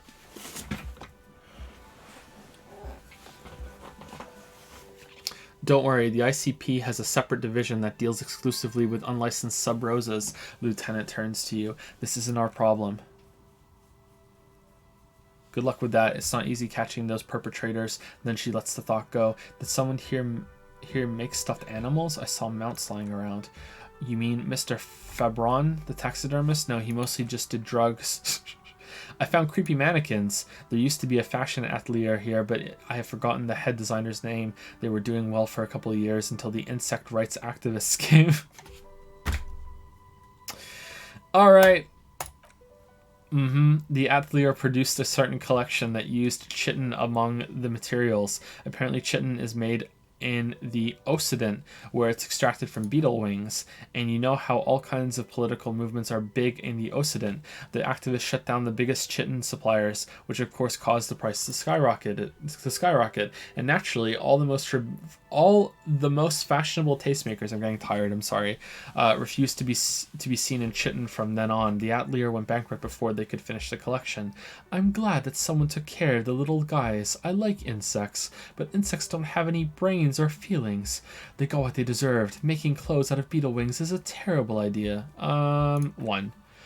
Really? She looks at the windowsill where a dead fly is laying on its back, legs curled up in a bow tie. Anyway, poor guy. Suddenly you get a feeling that insects are important to the case somehow. It's hard to say why. Huh. What's with the rotor blades and skis? They were made by a company called Slipstream. After they pivoted from making rotor blades to skis, their chief executive took off on a vacation with all their money. She rests her chin on her hand with an impish smile. Okay, I wonder if I would have caught any of that if I had read all of the intercom titles and then came through this warehouse. I wonder if being like, oh, holy shit, this matches up to all the things that we read earlier. Honestly, I think probably not. Actually, I don't think I would have caught on that. Honestly, I think it's quite funny. I think he's still sending out holiday transmissions from Tulola or Tio Motriri or Cached Core or whatever he is. Interesting. What do these transmissions say? That's illegal. Running off with company's money like that. Why isn't he be arrested? Interesting. The usual, I imagine, that he's been thinking up all kinds of new business plans and can't wait to get started on them just as soon as he returns. Her smile widens before she sees the lieutenant's face behind you. Men like that are a curse. The man is stern. Sure, but Slipstream is history now. All their remaining assets got seized by the Bayless in 47. I have no idea why those skis and blades are still lying around the house. Not much use now, I guess. They were just props, so I returned them. I found a strange machine. Fortress accident. The radio game studio. She closes her eyes as some remnant of a memory lights up on her face. She liked them. They were an interesting bunch. We talked about role-playing systems every now and then. Once I even saw two of them get into fisticuffs over We're All. That's understandable. Fantasies are serious things. The mind is the drawing board of history. They certainly took their work very seriously, even if they seemed to be chronically liberal with their schedules. What do you mean liberal? What happened? You should know I'm part of the alt-right. The usually... Actually, are we?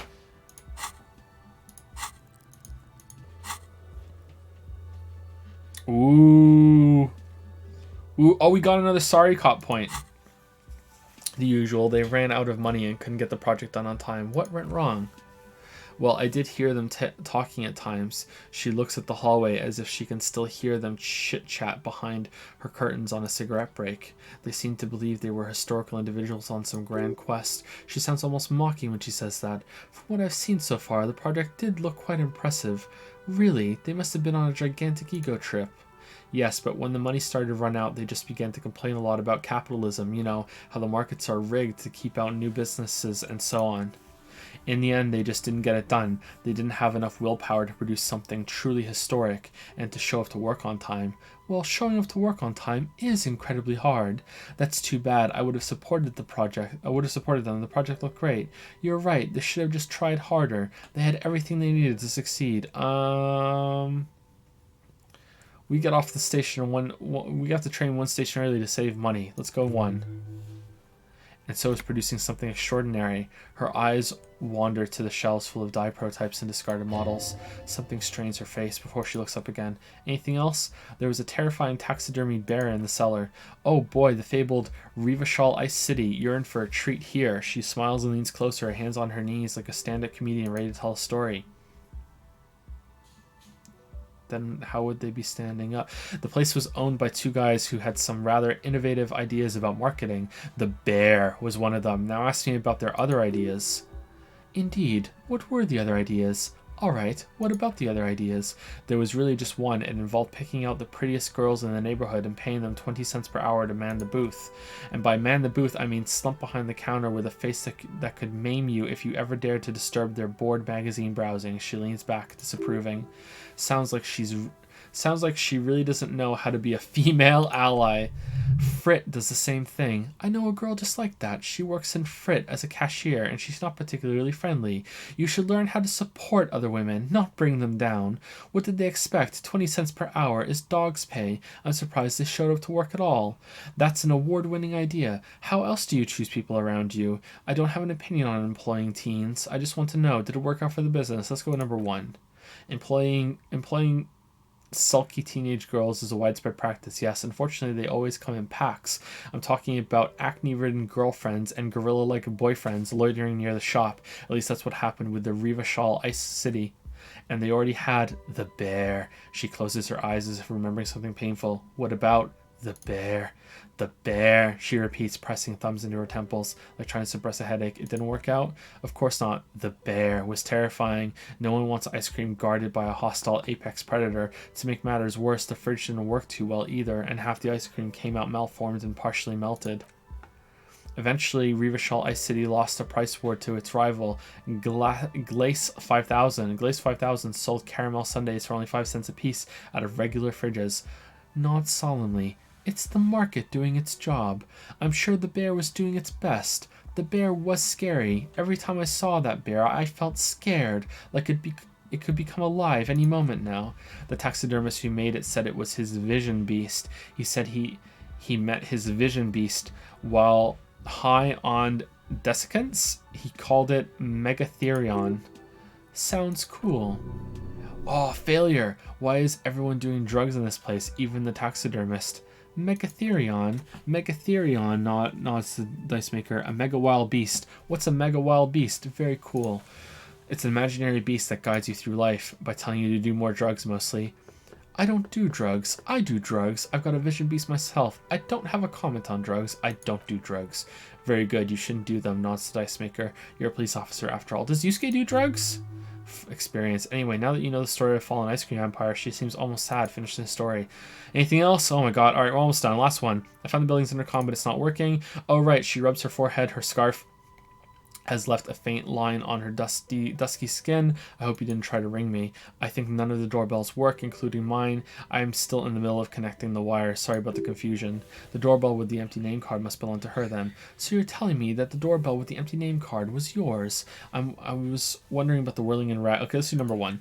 That's right, I haven't even written my name there. As I said, it's quite useless. Wait, right now, it doesn't work yet. I was wondering about the Whirling and Rags. This is part of the same building complex. You could say so. Both the houses were built at the same time and under the East Delta Commerce Center project. That explains why you can call the Whirling from the intercom, albeit I doubt that anyone responds. If the Whirling is part of the same building, then it's part of the doomed commercial area. The darkness of this place is there too. I saw a name, East Delta Pinball, on the doorbell. Right, it used to be a gaming arcade. This is an ancient failure before my time. I'm not surprised, however. My advice, she raises her finger, don't base your business on a fad. Hypnotism, floriography, trick track, especially pinball. Agreed, Lieutenant chips in. Pinball is the worst. Yeah, I don't like pinball either. His disdain for pinball could not be clearer. A strange thing happened when I tried calling a company named Slipstream SCA. Someone answered. She looks like she doesn't really believe you. It can't be true. They don't work here anymore. They've been gone for years. Are you sure it was Slipstream SCA? Was it a woman? Maybe it was Placence from the bookstore. First, it wasn't Placence. I know her and would have recognized her voice. She said she was from Tricentennial Electrics. Tricentennial Electrics? There's a moment before she recognizes the name. It used to be a major electric company 100 years ago. What? Are you sure it wasn't just some kids playing a prank on you? No, it was something else. It was eerie. It was too real to be just a prank. Either we're dealing with a professional actress or, you're right, I probably just got made fun of. No, it was something else. Something eerie. It may have been some sort of rare electrical anomaly. Let's do number 2. Pranks can be eerie. She looks as if she's still convinced it's nothing to be worried about. The kids these days, she shakes her head. We were just one of them, and now they're terrorizing us. No solidarity. Or what if we go through it again, and we just say, and we go with maybe rare electrical anomaly. A prank is more likely. Okay. Actually, the Slipstream Q&A stream might be a recording. I called again later and got exactly the same message. Why would Slipstream SCA have a 100 years old recording as their doorbell message? It doesn't make any sense. I'm still convinced it was nothing more than some elaborate prank. Okay, I'm actually really surprised this is coming back up again. My money's on electrical anomaly. I've heard of these, especially in an old building like this. He looks around. I have a few more questions about the building. I have 4 more questions about the intercom. All right, we're done. All right, you done? All right. How much is your die? Oh my god. Why? Why? No. Of course she nods. This is what she's here for. Tell me what you have in mind. Do you have any cursed dice? What do you mean by cursed? As cursed as this commercial area. As cursed as my life. Abracadabra. Perished like this world. Alright, how about I surprise you? Come back in 8 hours with 7 real and I'll give you your cursed die. Sure, okay. Great. See you in 8 hours then. She takes a small notebook from her table and writes something down. Was there anything else? All right, here we go. 3%. Oh, you know what? We might die. Hold on.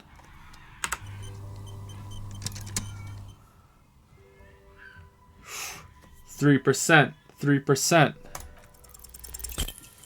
Oh, what the fuck? So close! You feel nothing. If anything, it's uncomfortably warm in here. Start taking off your clothes. You need to connect. Leave it that. Sure. Excuse me, what are you doing? The dice maker stares at you while you start to fuss with your pants. Officer, the lieutenant exclaims sharply. The zipper, it's stuck. Is it just me, or is it hot in here? I'm trying to lower my body temperature. It's part of the special technique I have. Is it just me, or is it hot in here? No, I don't feel hot. We are in a derelict smokestack. If anything, it's cold in here. Never mind, that was a terrible idea. No one liked that. Undressing in a stranger's place of business? Yes, it was. An unbelievably bad idea. She trembles as if trying to shake it off. Miss, I apologize for my colleague's behavior. He is still recovering from an unusual medical episode. That doesn't really excuse it, does it? Dun, dun, dun, dun. Dun, dun, dun, dun. Dun, dun, dun, dun. Okay, let's leave our hat and shoes on. Oh, they don't care. Okay.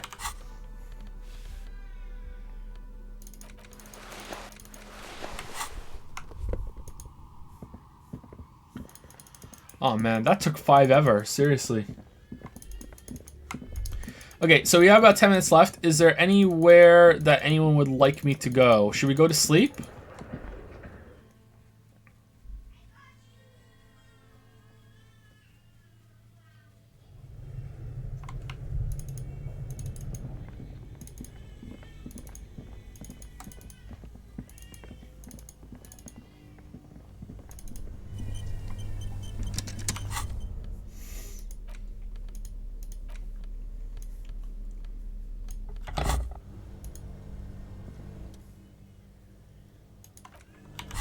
We need the froggy hat. What froggy hat?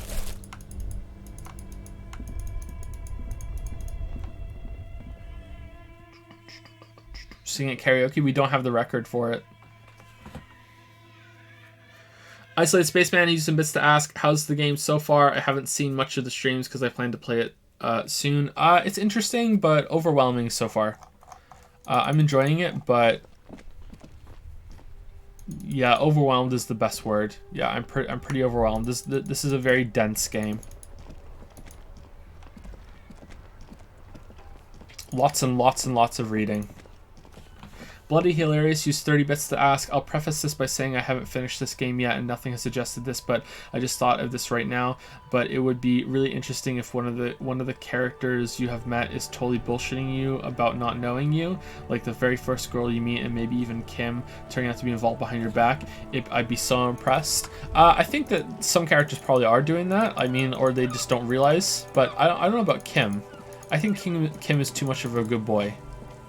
Ooh, how do we get in there?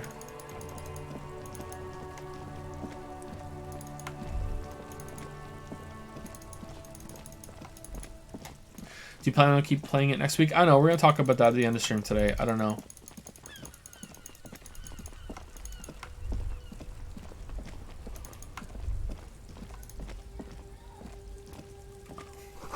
Closed for winter. Please use main entrance. All right, should we go to sleep and see what happens when you sleep?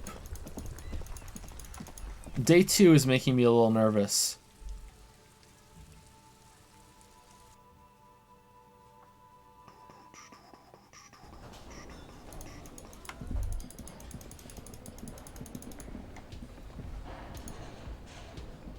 Yes?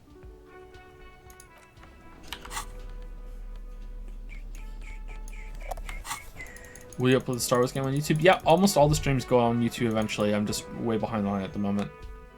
I'm way behind on everything at the moment. I'm juggling too much.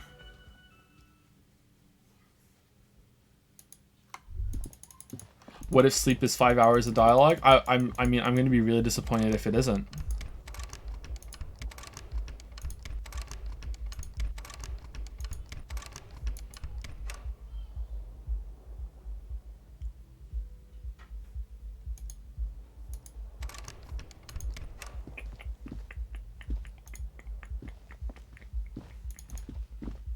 Wow, the water's still going.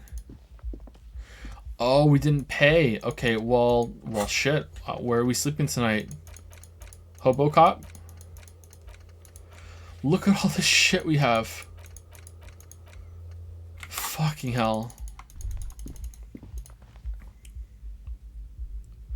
Drop off tear. We don't have enough tear to pay our debt. It's a lot of debt.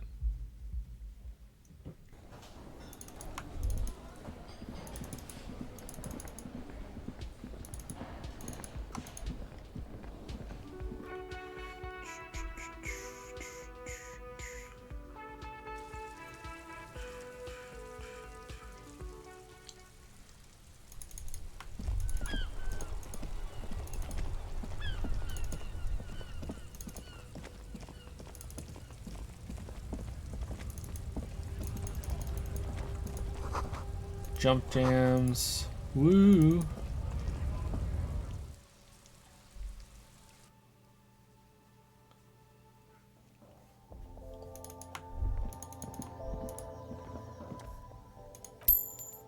Nice. 0.9 fair. Sorry, real. Talk to Gart, maybe I'll figure something out. I don't think so. There was no other options, I don't think.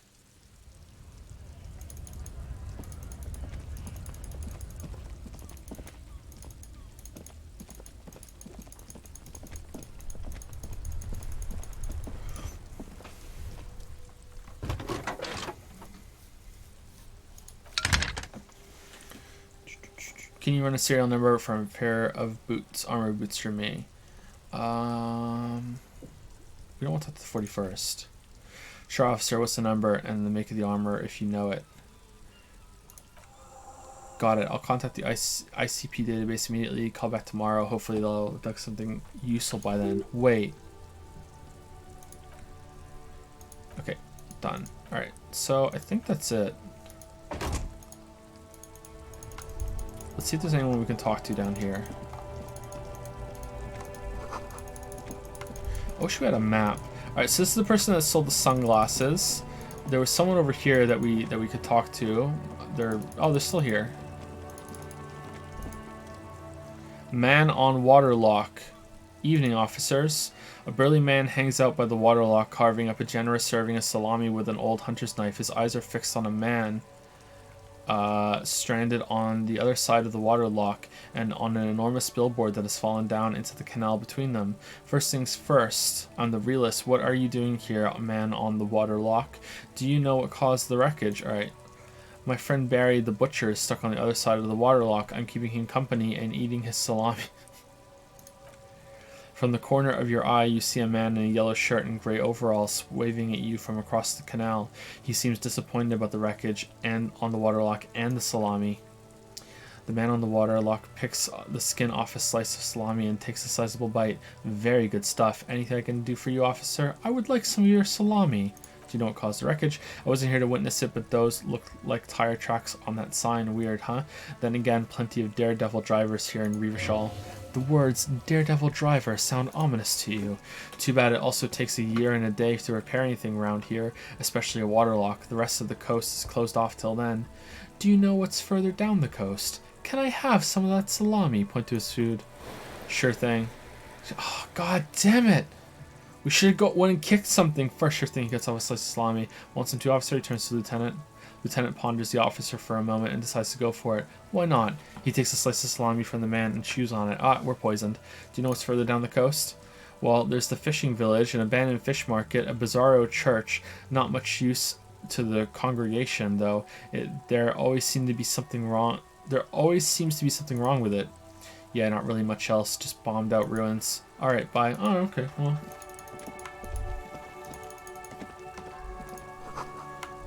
Butter sign down. Alright, we could totally climb that.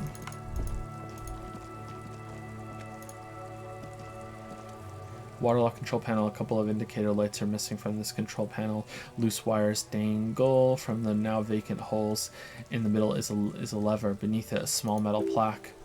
This panel usually closes the waterlock, turning it into a bridge that lets you cross the canal, but there's a crashed Cimmerian butter sign in the way. Pulling the lever probably won't do anything. Pull the lever.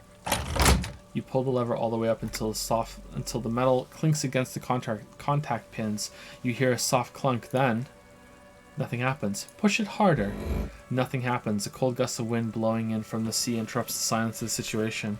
The lieutenant hums to himself while staring at your activities. Release the lever.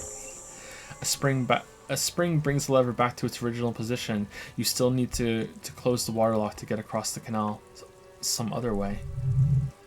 Wasn't there a sign over there saying functionality will be restored on Wednesday morning? Pull the lever again.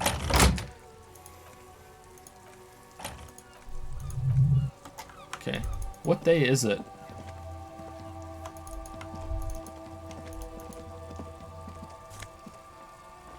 Oh man, fingerless gloves. Fuck yes. Roy's Pawn Shop. Fast cash for faster times.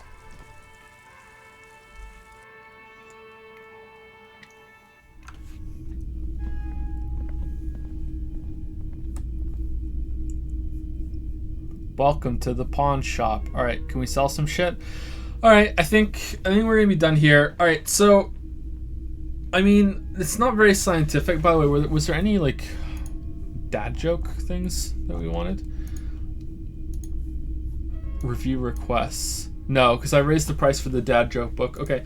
I don't know. Do you want to continue this, or do we want to be done? And this was like we did a 3-stream taste of Disco Elysium. I guess we'll do a vote.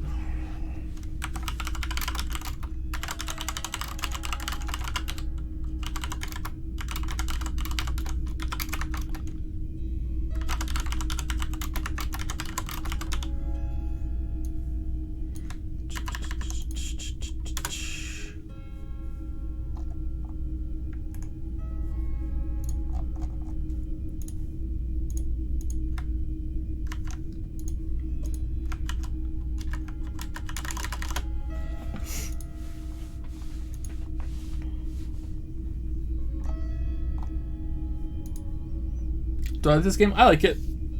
I'm enjoying it, but it's a lot of reading. It might not be the most fun thing to watch.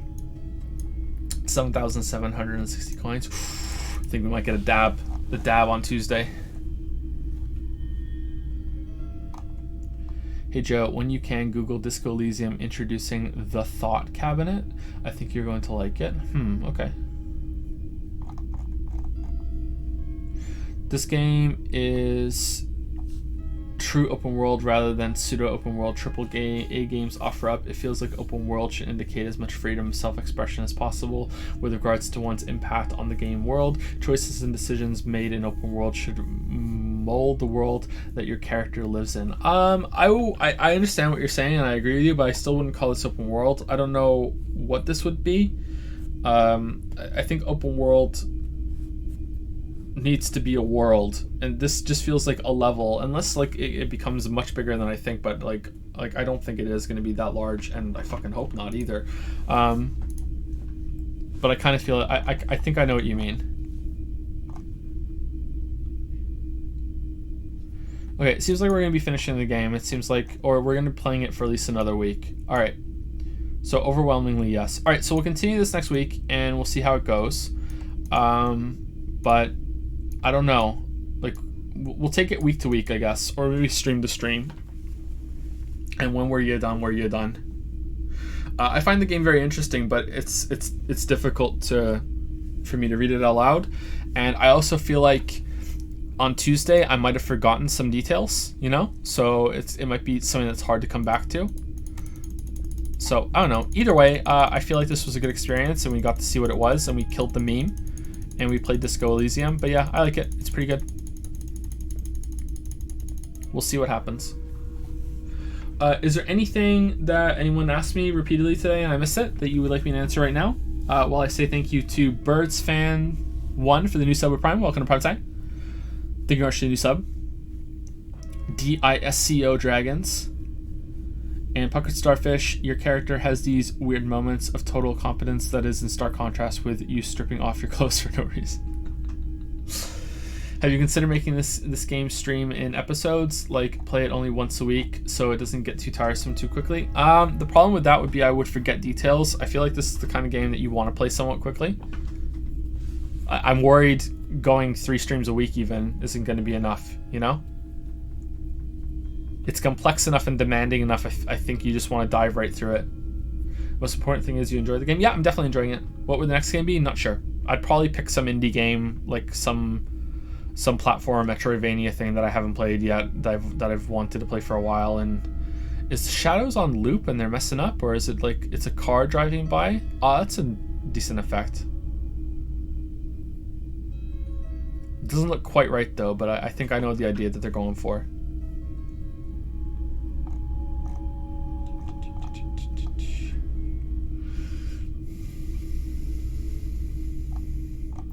Yeah, maybe just read the option you're going to pick. That's what I've been trying to do, but sometimes it's hard to know what they all are. And if I'm going to be reading through them, I like to see the options. Please turn down the sound effects for the next stream. Sure, I can do that right now, actually, so we have it. Let's turn environment volume down a little bit. What would be UI volume? Weather volume?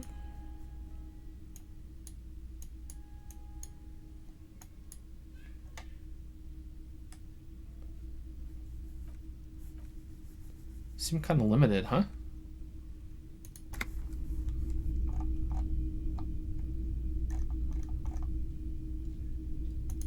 If you dab in VR so you can see it. I don't have VR set up.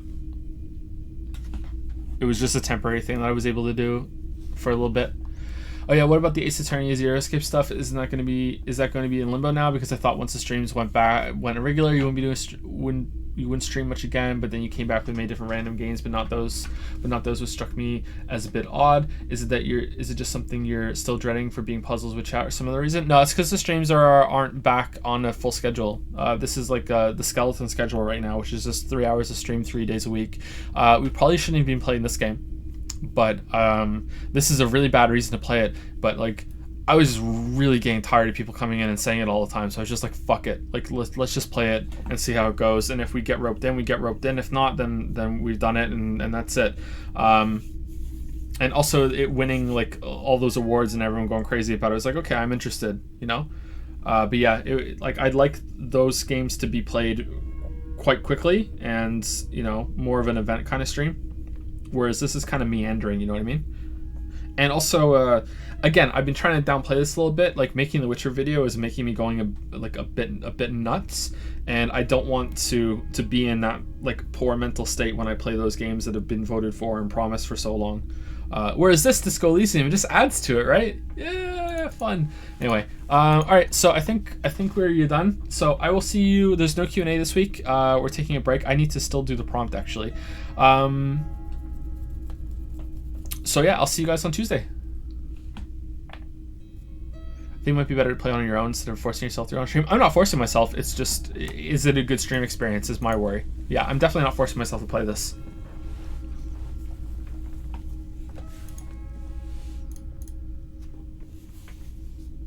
You done? All right, see you guys later.